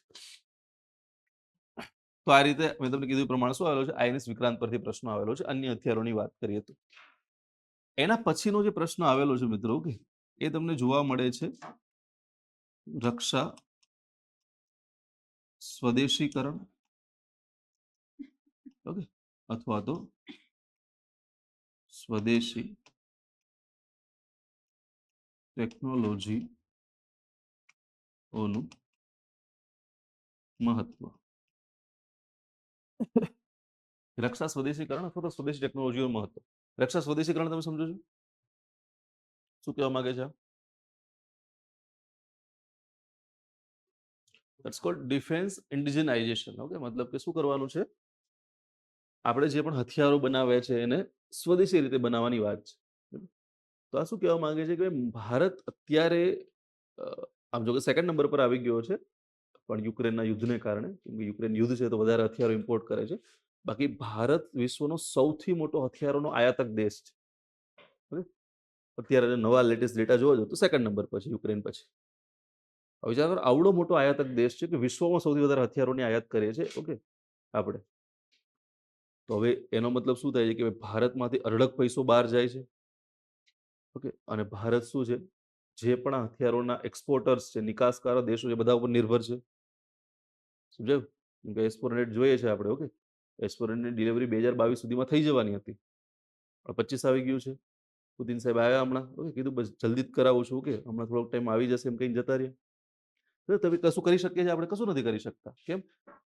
કેમ કે ભાઈ આપણે એ જોઈએ છે, આપણે વેઇટ કરવો પડે. પણ સમજો કે આપણે પોતાનું બનાવી લીધું હોય તો જેટલા જોઈએ એટલા. ઓકે, 1 વર્ષમાં ઉત્પાદિત કરી નાખો. વિચારો, આ ડીલ 2018માં થઈ હતી, અત્યારે 2025 આવી ગયું. ઓકે, હા 26 આવી ગયું. તો બી ઓકે, હજી મતલબ કે એકાદ 2 વર્ષ નીકળી ગયા તો 10 વર્ષ પૂરા થઈ જશે. હજી બી પૂરી રીતે આપણે હથિયારો મળ્યા નથી. પણ શું આપણી પાસે ટેકનોલોજી હોય તો આટલા વર્ષો લાગે બનાવતા? એક જ વર્ષમાં બનાવી નાખ્યા હોત ને. એટલે સ્વદેશી ટેકનોલોજી હોવી એ બહુ મોટો બેનિફિટ હોય છે કોઈ દેશ માટે. તો એ જ વસ્તુ ઉપરથી પ્રશ્ન આવે છે કે સ્વદેશીકરણ જે છે એ અને સ્વદેશી ટેકનોલોજી. જે સિમ્પલ પ્રશ્ન પૂછાયો હતો કે STI કે રિવાયોશન આઈ થિંક મેન્સની અંદર યાદ પૂછાય કે સ્વદેશી ટેકનોલોજીઓ જે છે કેના વિશે. તો પ્રશ્ન એ પ્રકારનો હતો કે ભાઈ હાલમાં શું છે, ભારતીય સેના છે સ્વદેશી ટેકનોલોજીનો ઘણો બધો ઉપયોગ કરે છે. ઓકે, તો એના વિશે માહિતી આપ. અને એમાં એક મહાનુભાવે આન્સર લખ્યો તો જોરદાર. ક્લિયર? સ્વદેશી ટેકનોલોજી વાળામાં. અને કેટલા માર્ક્સ મળ્યા હતા એને? 9 માર્ક્સ. આન્સરમાં એક શબ્દ ભીગોનો નહોતો જે આન્સરમાં હોવો જોઈએ સ્વદેશી ટેકનોલોજી સંબંધિત, એવો એક શબ્દ બી નહોતો. પણ માર્ક્સ કેટલા મળ્યા હતા એને? 9 માર્ક્સ. એટલે એ ચેકિંગનું લેવલ છે તમને કહે છે કે ચેકિંગનું લેવલ કયા પ્રકારનું છે. હું તો તમને એ જ સલાહ દે કે ખરેખર આ બધી વસ્તુઓ જોવી નહીં, બાકી વિશ્વાસ ઉઠી જશે. આ પિટિશન ફાઇલ કરવાની હોય ને ત્યારે બધા જે વિદ્યાર્થીઓ મોકલે બધાને કમ્પાઇલ કરીએ ને ત્યારે ધ્યાનમાં આવે કે ઓહ, કેવું ચેકિંગ કરે, ભયંકર. પ્રશ્ન જે પૂછ્યો છે એ પ્રશ્નનો જવાબ જ નથી લખ્યો, બીજો જ જવાબ લખી નાખ્યો છે. ઓકે, હા, જે આવડે એ લખી નાખ્યો. આપણે કહીએ જે આવડે એના જેવું છે. પ્રશ્ન અલગ જ પૂછેલો છે, જવાબ અલગ જ છે આખો. ઓકે, તો બી 8 માર્ક્સ છે. અને વિચાર કરો, મારા એક મિત્ર છે. ઓકે, એ પોતે ઇકોનોમીના ટીચર, ઇકોનોમી ભણાવે છે આટલા વર્ષ. હવે એને મની માર્કેટના ટૂલ ખ્યાલ ન હોય. ઓકે, તો એણે શું કર્યું, મની માર્કેટના ટૂલ્સ બધા લખ્યા મસ્ત રીતે, આખા અલગ અલગ કરીને સેપરેટ બધા મસ્ત રીતે એક્સપ્લેન કરીને લખ્યા. Point 25 marks. અને એક એનો જ વિદ્યાર્થી કે જે મેઇન્સમાં એને જ ભણાવેલો છે, ઓકે, એણે જેવું તેવું લખેલું હતું, આ થોડું ઘણું યાદ હતું, એને એમ નતું કે સાવ આન્સર બેકાર હતો, એને 8 માર્ક્સ. સમજો તમને? એટલે ક્યારેક શું થાય કે આ વસ્તુ આપણને વિચલિત કરી શકે, ઘણી વખત જોઈએ તો ખોટે ખોટું ડિમોટિવેટ કરી શકે. એટલે બને ત્યાં સુધી એની તરફ જવું જ નહીં. મહેનત કરવાવાળા પાસ થાય છે એ ગેરંટી છે. ઓકે, કદાચ આ એક્ઝામમાં ના થાય, કદાચ તમારો લક કામ ના કરતા હોય તો બીજી એક્ઝામમાં થાવ, પણ થઈ જશે એ ફાઇનલ છે. બાકી શું, તો તમે આ બધી વસ્તુઓ ડિસ્કસ કરો છો, આ બધી વસ્તુઓ જોવો છો, તો પ્રોબ્લેમ શું આવશે? તમારું ધ્યાન જ ભટકી જશે, આ બધી વસ્તુઓમાં રહેશે, તમારી એફર્ટ છે એ ઘટી જશે. જીપીએસસી જ્યારે સિલેબસને ચેન્જ કર્યો ને મેઇન્સનો, તો થોડોક ટાઈમ બહુ વિરોધ થયો હતો. ત્યારે મેઇન્સ જે લોકોની હતી, મેઇન્સની પ્રિપરેશન જે લોકો કરતા હતા, એ તૈયારીના બદલે ડિસ્કશનમાં ટાઈમ કાઢતા. કાં તો ખોટું કર્યું ને આવું ના હોવું જોઈએ, આમ ના હોવું જોઈએ, પેલું ના હોવું જોઈએ. તો એ હજી ડિસ્કશન જ કરે છે. સમજ્યા? અને જે લોકોએ જે હતું કે એક્સેપ્ટ કરીને ફટાફટ તૈયારી ચાલુ કરી દીધી, એ અકોર્ડિંગલી ચેન્જ કરી નાખી પોતાની પ્રિપરેશન, ફાયદો થયો, એ લોકો પાસ થઈ ગયા. ઇન્ટરવ્યુ છે આ વખતે બધાને. એટલે કહેવાનો અર્થ શું છે કે તમે શું કરો છો ને, ઓકે, એ ટોટલી ડિપેન્ડ કરે છે, ઓકે, એ તમારા ડિસિઝન પર.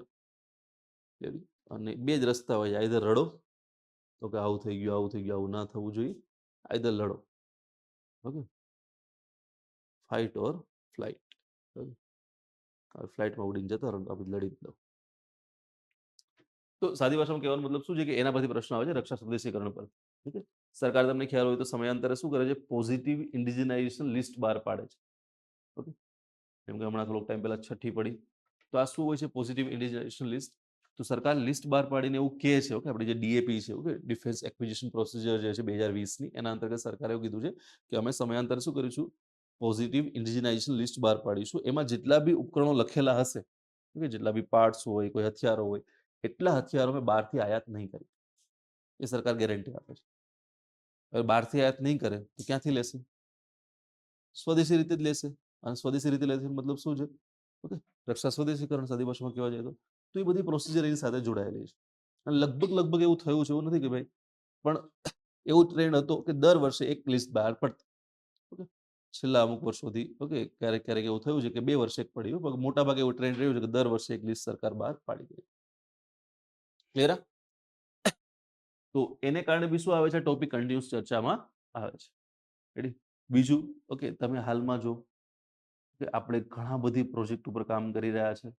સ્વદેશી પ્રોજેક્ટની વાત કરીએ તો, ઓકે, જેમ કે S-400 છે, તો આપણું સ્વદેશી પ્રોજેક્ટ કુશા બનાવવાનો પ્રયત્ન કરી રહ્યા છે, એના જેવું જ. ઓકે, આપણે સુદર્શન ચક્ર બનાવવાનો પ્રયત્ન કરી રહ્યા છે, આખી, ઓકે, ડિફેન્સ સિસ્ટમ બનાવવાનો પ્રયત્ન કરી રહ્યા છે. આપણે સેમ જે શું કહેવાય, મિસાઇલો વિદેશથી આયાત કરીએ છીએ, ઓકે, એના જેવી જ એર ટુ એર મિસાઇલો બનાવવાનો પ્રયત્ન કરી રહ્યા છે, એર ટુ સરફેસ મિસાઇલો, તો અલગ અલગ પ્રકારની મિસાઇલો બનાવવાનો પ્રયત્ન કરી રહ્યા છે, ટેન્ક બનાવવાનો પ્રયત્ન કરી રહ્યા છે, આપણું પોતાનું સ્વદેશી 5th જનરેશનનું ફાઇટર જેટ બનાવવાનો પ્રયત્ન કરી રહ્યા છે. હમણાં તમને ખ્યાલ હોય તો થોડોક સમય પહેલા શું થયું, કરંટમાં બી હતું કે સાફરાન સાથે, ઓકે, ફ્રાન્સની જે કંપની સાથે ડીલ કરી આપણે, ઓકે, સાફરાન સાથે, ઓકે,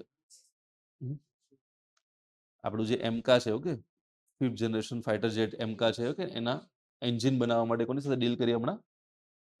સફરાન જે કંપની છે, ઓકે, એની સાથે ડીલ કરી. તો આ બધી વસ્તુઓ શું કરે છે કે આપણે સ્વદેશીકરણને બહુ વધારે માત્રામાં પુશ કરી રહ્યા છે. ઓકે, અને મોદી સાહેબનું તો લક્ષ્ય છે આત્મનિર્ભરનું, આત્મનિર્ભર ભારત બનાવવાનું. એટલે આ ટોપિક શું છે, કન્ટિન્યુઅસ ચર્ચામાં રહે છે. તો આપણા માટે કેવો છે, હાઇલાઇટેડ ટોપિક છે. ક્લિયર? આ જે પોર્શન છે કે જે આઈએનએસ વિક્રાંત પૂછાયું, કે ડેફિનેટલી ફરીથી ના પૂછાય, પણ ત્યાંથી શું આવી શકે? ઓકે, તો હાલ ફિલહાલમાં તમને ખ્યાલ હોય તો ઘણા બધા શિપ લોન્ચ થયા છે. ઓકે, ઘણા બધા શિપ લોન્ચ થયા છે, સબમરીનો લોન્ચ થઈ છે. ક્લિયર? તો એ વસ્તુને ધ્યાને રાખતા શું આવી શકે, જે મને લાગે છે ત્યાં સુધી expected question, possibly nuclear submarine પરથી એકાદો પ્રશ્ન આવી શકે, પરમાણુ સબમરીન રિલેટેડ. કેમ કે એમાંથી શું થાય છે, K4 જે આપણે મિસાઇલ લોન્ચ કરીએ, સબમરીન લોન્ચ બેલાસ્ટિક મિસાઇલ, તો એમાંથી જ લોન્ચ થાય છે. તો આઈધર બંનેને મર્જ કરીને એક પ્રશ્ન પૂછી નાખે, આઈધર સેપરેટ બી પૂછી શકે, ઓકે, સબમરીનો પરનો. શિપ તો એવા કોઈ લોન્ચ થયા છે, પણ એવા મેજર કોઈ શિપ લોન્ચ નથી થયા, બધા નાના નાના લોન્ચ થયા છે. ઓકે, પેટ્રોલિંગ વેસલ ને બધા વસ્તુ, તે વસ્તુ. તો આ રીતે શું આવેલા છે, પ્રશ્નો આવેલા છે. અલ્ટિમેટલીમાં વાત કરીએ ત્યાં સુધી શું છે, ડિફેન્સ ટેકનોલોજી. ઓકે, આમાં બી અમુક બીજા અધર ટોપિક પરના પ્રશ્નો છે કે જે તમે જોડી શકો છો જે તે સમયની ઘટના સાથે, જેમ કે, ઓકે, CDS પરથી પ્રશ્ન આવેલો છે, ચીફ ઓફ ડિફેન્સ સ્ટાફ પરથી, ઓકે, ઇન્ટિગ્રેટેડ થિયેટર કમાન્ડ જેને બોલીએ છીએ આપણે, ઓકે, એના પરથી પ્રશ્ન આવેલા છે. અમુક જો કદાચ બીજા પ્રશ્નો બી આપણે જોવા જઈએ, બીજા ટર્મિનોલોજી પરના બી, જો કે આમાં તો નહીં આવે, આમાં છે પણ આમાં લાગે મારી પાસે જે સોર્સ છે, ઓકે, એની અંદર વધારે પ્રશ્નો છે નહીં. હા, એક જેમ કે પ્રશ્ન આવેલો છે, આંતરિક સુરક્ષામાં વિજ્ઞાન ટેકનોલોજીની ભૂમિકા શું છે? ઓકે, તો ઇન્ટરનલ સિક્યોરિટી જે છે, ઓકે, એના ઉપરનો પ્રશ્ન છે. એના સિવાયનો જ એક બીજો પ્રશ્ન છે, ઓકે, જનરલી શું થતું હોય છે કે જ્યારે બી યુપીએસસી પૂછે છે પ્રશ્ન, એના પછી જીપીએસસી પ્રશ્નો એને કોપી કરતી હોય છે. આવો ટ્રેન્ડ રહ્યો છે. અને દરેક એક્ઝામમાં લગભગ તમે જો કદાચ DYSST ની એક્ઝામ એનાલિસિસ કર્યો તમને ખ્યાલ પડશે કે દરેક એક્ઝામમાં 3 થી 4 પ્રશ્નો યુપીએસસી ના PYQs માંથી બેઠે બેઠા લોકો ઉપાડે છે. પણ અહીંયા આ પ્રશ્નમાં એવું બન્યું હતું કે શું થયું હતું, જેમ કે આ પ્રશ્ન તમે અહીંયા ના લો, ઓકે, આ પોર્શનને, તો આ પોર્શનને તમે લઈ શકો છો અહીં સિક્યોરિટી વાળા પોર્શનમાં. સિક્યોરિટી જે છે એટલે શું છે કે યુપીએસસી ની અંદર સેપરેટ એક સબ્જેક્ટ આવે છે મેઇન્સમાં, એ છે સિક્યોરિટી કરી, જેની અંદર કઈ કઈ વસ્તુનો સમાવેશ થાય તો આંતરિક સુરક્ષા છે, જેમાં આપણા પોલીસ પ્રશાસન છે, પછી અલગ અલગ પ્રકારના જે બળવા થતા હોય એ બધી વસ્તુઓ આવશે. એની અંદર નક્સલિઝમ આવી જાય, એની અંદર માઓઇઝમ આવી જાય, લેફ્ટ વિંગ એક્સ્ટ્રીમિઝમ હોય છે, ઓકે, જે દંગા થતા હોય છે, આ બધી વસ્તુ શેમાં આવે, ઇન્ટરનલ સિક્યોરિટીની અંદર આવે.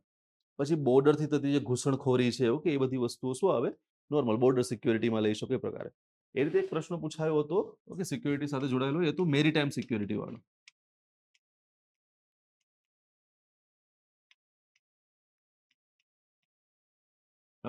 સમુદ્રી સુરક્ષા વાળો, જે જનરલી મેં તમને કીધું પ્રમાણે કે પહેલા જીપીએસસી પૂછ્યો હતો, એના બીજા કે ત્રીજા વર્ષે યુપીએસસી પૂછ્યો હતો. પછી તો મેરીટાઈમ સિક્યોરિટી વાળો પ્રશ્ન પૂછાયેલો છે. સમજ્યા તમને? તો આ શું કહેવા માંગે છે કે ભલે વિષય અલગથી આપણે એક્ઝામમાં આપેલો નથી, ઓકે, સેપરેટલી આપેલો નથી, પણ છતાં બી શું થાય છે, એના પરના પ્રશ્નો આપણને જોવા મળે છે. માની લો કે હાલ ફિલહાલમાં તમને ખ્યાલ છે, ઓકે, બાંગ્લાદેશની અંદર જે પણ રોઇડ્સ થયા, ઓકે, એને કારણે ઘણા બધા ઘૂસણખોરો બાંગ્લાદેશમાંથી ભારતમાં આવ્યા. સરકાર અત્યારે એક્સટેન્સિવ ઓપરેશન ચલાવી રહી છે બધાને પરત મોકલવા માટે. એના જ માટે થઈને તમને ખ્યાલ હોય તો આપણે એસઆઈઆરની જે કામગીરી છે હાથ ધરી છે, ઓકે. તો આ બધી જે વસ્તુ આપણે કરી રહ્યા છે, ઓકે, એનો મેઇન પર્પઝ તો શું છે કે ભાઈ જેટલા બી વોટર્સ છે, ઓકે, એને આઈડેન્ટિફાય કરવાનું. પણ વોટર આઈડેન્ટિફાય થશે એટલે જેટલા બી નહીં હોય એ બધા તો બહાર કાઢશું આપણે એને. તો આ બધી એક્ટિવિટી કરી રહ્યા છે, ઓકે. તો એની સાથે સાથે તમારો ટોપિક હવે શું પૂછાઈ શકે, માની લો કે મેરીટાઈમ સિક્યોરિટી તો 2 વખત પૂછાઈ ગયો, તો ના પૂછાય, તો બોર્ડર સિક્યોરિટી પૂછી નાખે તમને. અને આમ બી તમને ખ્યાલ છે ગુજરાત બી શું ધરાવે છે, ઇન્ટરનેશનલ બોર્ડર તો ધરાવે જ છે. તો એ એરિયામાં પ્રશ્ન પૂછી લે તમને, ઓકે. સરક્રિક વાળો બી પ્રશ્ન પૂછાયેલો છે, સરક્રિક વિવાદ વાળો, ઓકે, આ પૂછાયેલો પ્રશ્ન છે.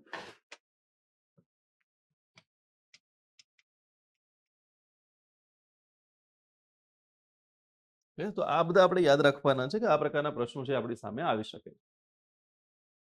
ક્લિયર? તો આ પીવાયક્યુ ના એનાલિસિસ છે, ઓકે, આ વસ્તુ કહે છે.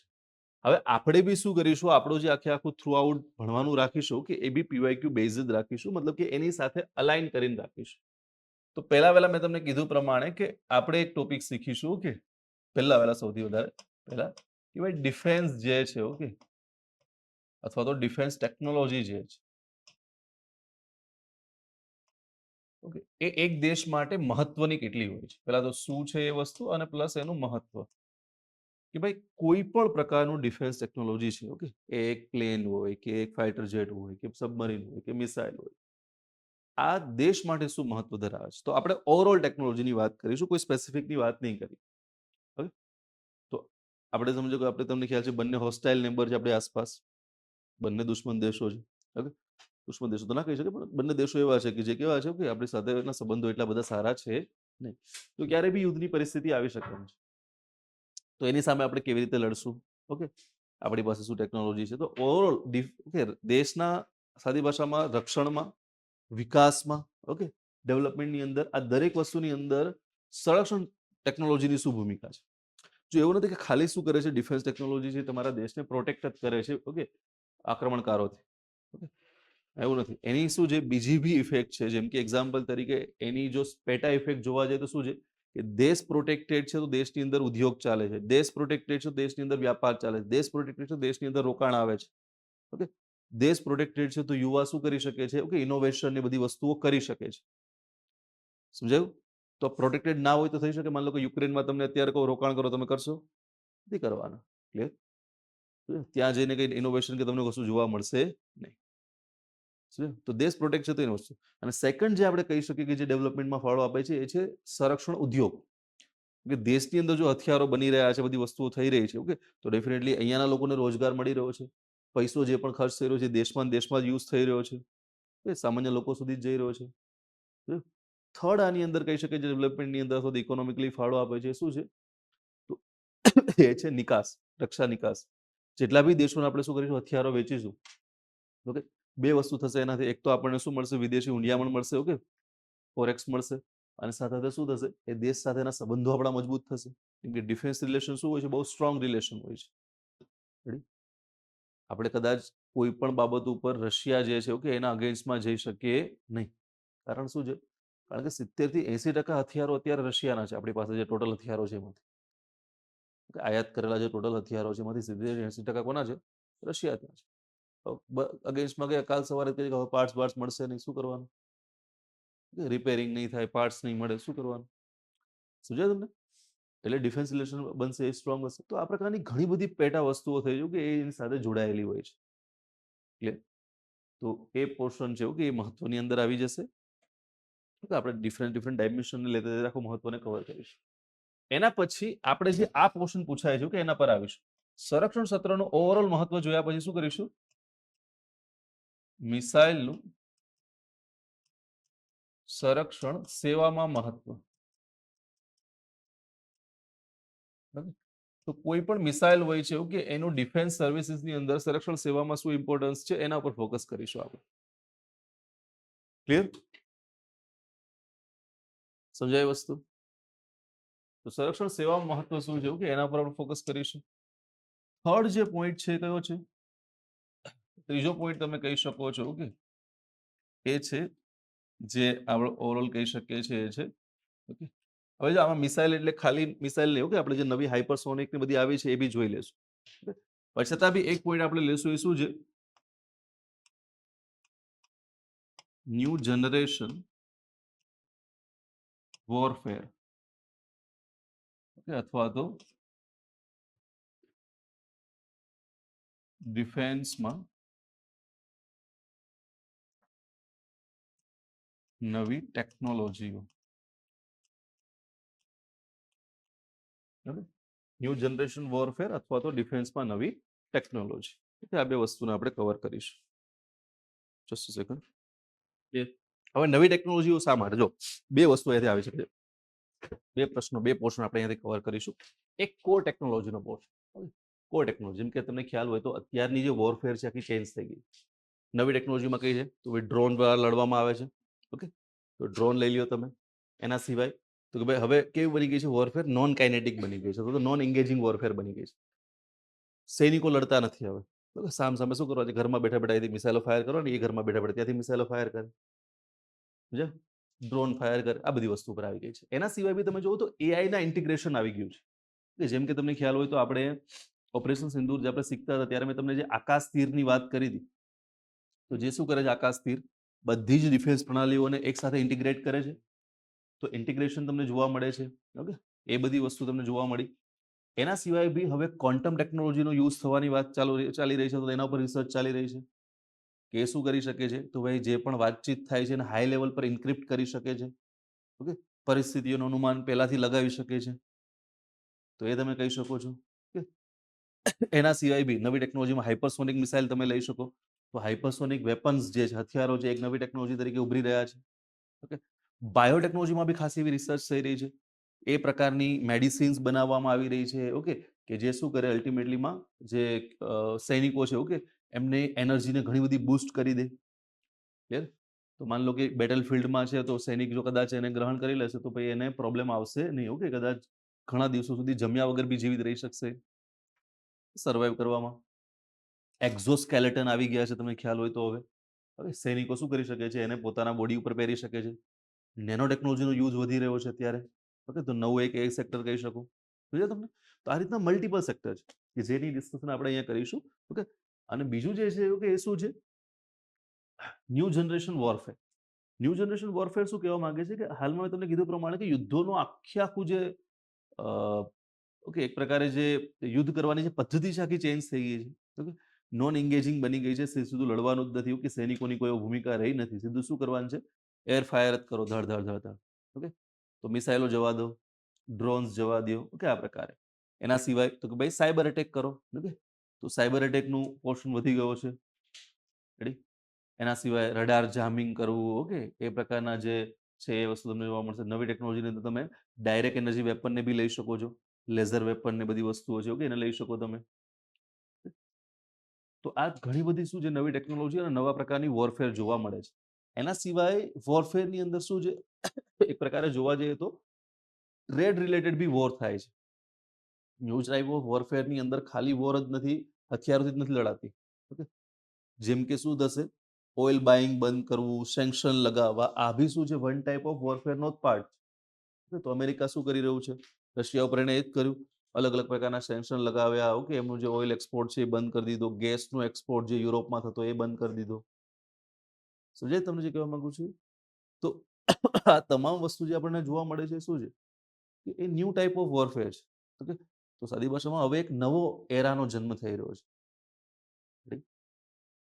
સમજાય તમને? તો આ એક વસ્તુ તમને જોવા મળશે. એઆઈ વોર તમે લઈ લ્યો. ઓકે, તો એઆઈ નું બી એક યુદ્ધ ચાલી રહ્યું છે. કયો દેશ આગળ નીકળે એ પ્રકારે આમ જોવા જઈએ તો ચીન અને શું કે અમેરિકા વચ્ચે. ચીન અને અમેરિકા બંને શું કરી રહ્યા છે કે આ બધી ઉપર લડાઈ લડી કોણ આગળ નીકળે એ પ્રમાણે. તો કહેવાનો અર્થ શું છે કે આ જ બધી વસ્તુઓ જે છે જેને કારણે શું થઈ રહ્યું છે કે આટલી બધી ઇમ્પેક્ટ છે કે આ વોરફેરના પ્રકાર પર પડી રહી, પદ્ધતિ પર પડી રહી છે. તો નવા જનરેશન આખી વોરફેર તમને જોવા મળી રહી છે, નવા પ્રકારની વોરફેર જોવા મળી રહી છે. તો એ પ્રોસેસ અને નવી ટેકનોલોજી સાથે આપણે આખા એને એક્સપ્લેન કરી દઈશું. આજે લાસ્ટ યુપીએસસી ની મેઇન્સ ગઈ, ઓકે, એમાં જ આ પ્રશ્ન હતો, નહીં જોયેલું? પૂર્ણ પેપર પર જોતો રહેવાનું કે એક્ઝેક્ટ જે ક્વેશ્ચન હતો કે એ કયા પ્રકારે હતો. એમાં જ હતું કે આઈધર સ્પીપામાં હતો કે આમાં હતો, એમાં કોઈ એક જગ્યાએ હતો ખરો. સ્પીપાની મેઇન્સ ગઈ ને હમણાં થોડોક ટાઈમ પહેલા, તમને ખ્યાલ હોય તો એની અંદર હતો ને, એની અંદર હતો અથવા અંદર કોઈ જગ્યાએ હતો. મેરીટાઈમ સિક્યુરિટી વાળો તો છે, ઓકે, એ તો છે જ, પણ આ જે હતો ને એ હતો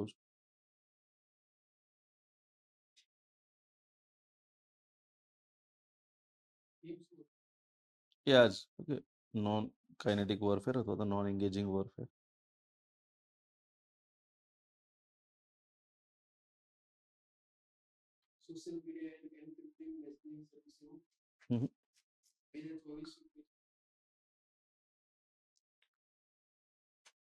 હાઇબ્રિડ વોરફેર વાળો તો હશે 2024 બેઝમાં.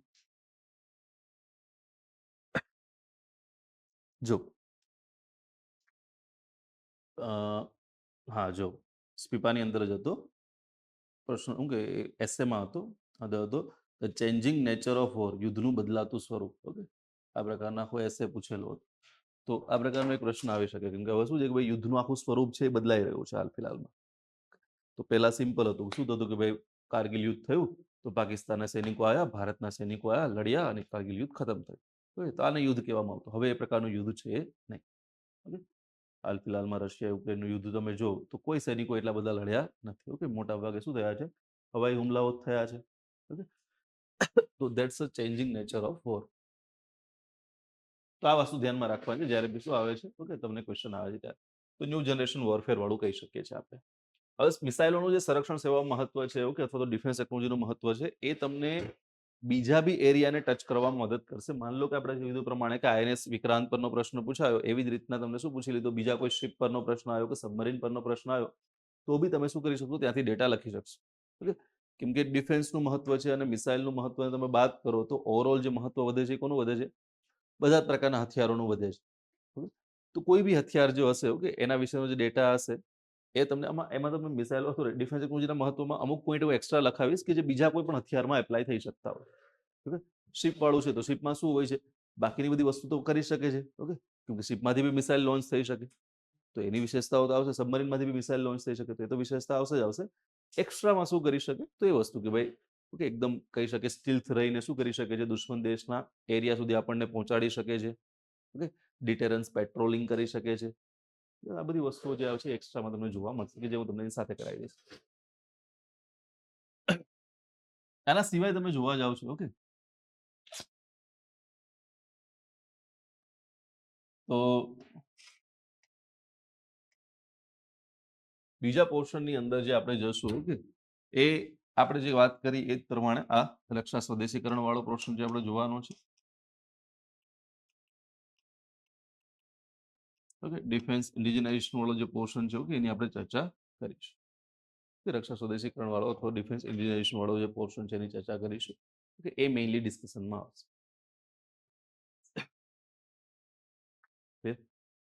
બીજું ઓકે, સિક્યોરિટી વાળો પોર્શન છે ઓકે એની ચર્ચા આપણે લાસ્ટમાં કરીશું.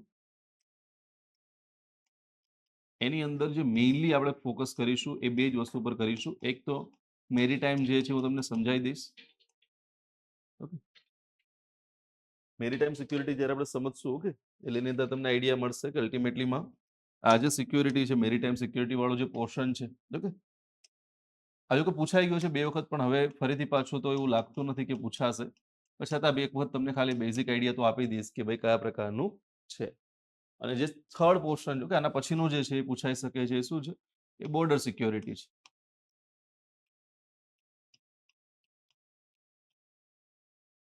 ક્લિયર? તો બોર્ડર સિક્યોરિટી વાળો તમને ક્વેશ્ચન આવી શકે.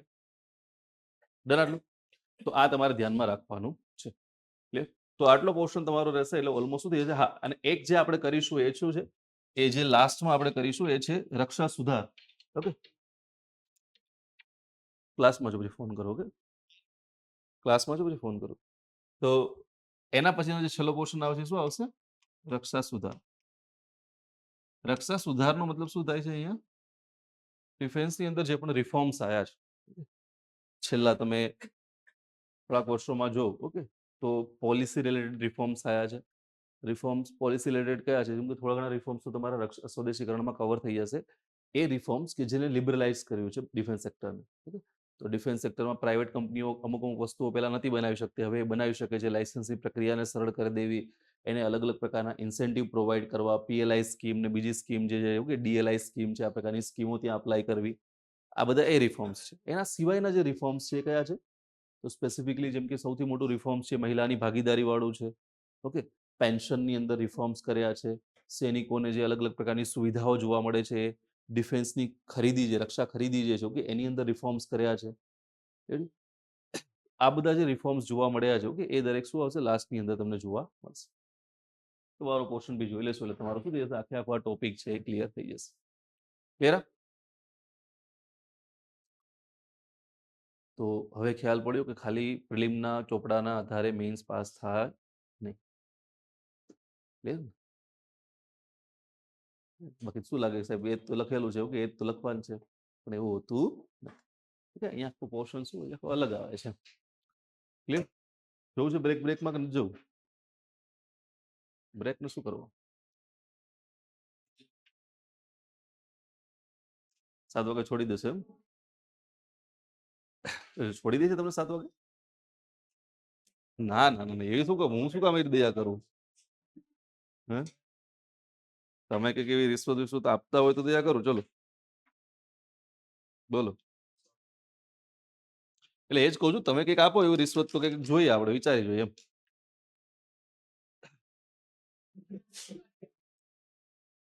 ચા તો હું પી લઉં ને. શું નાસ્તો?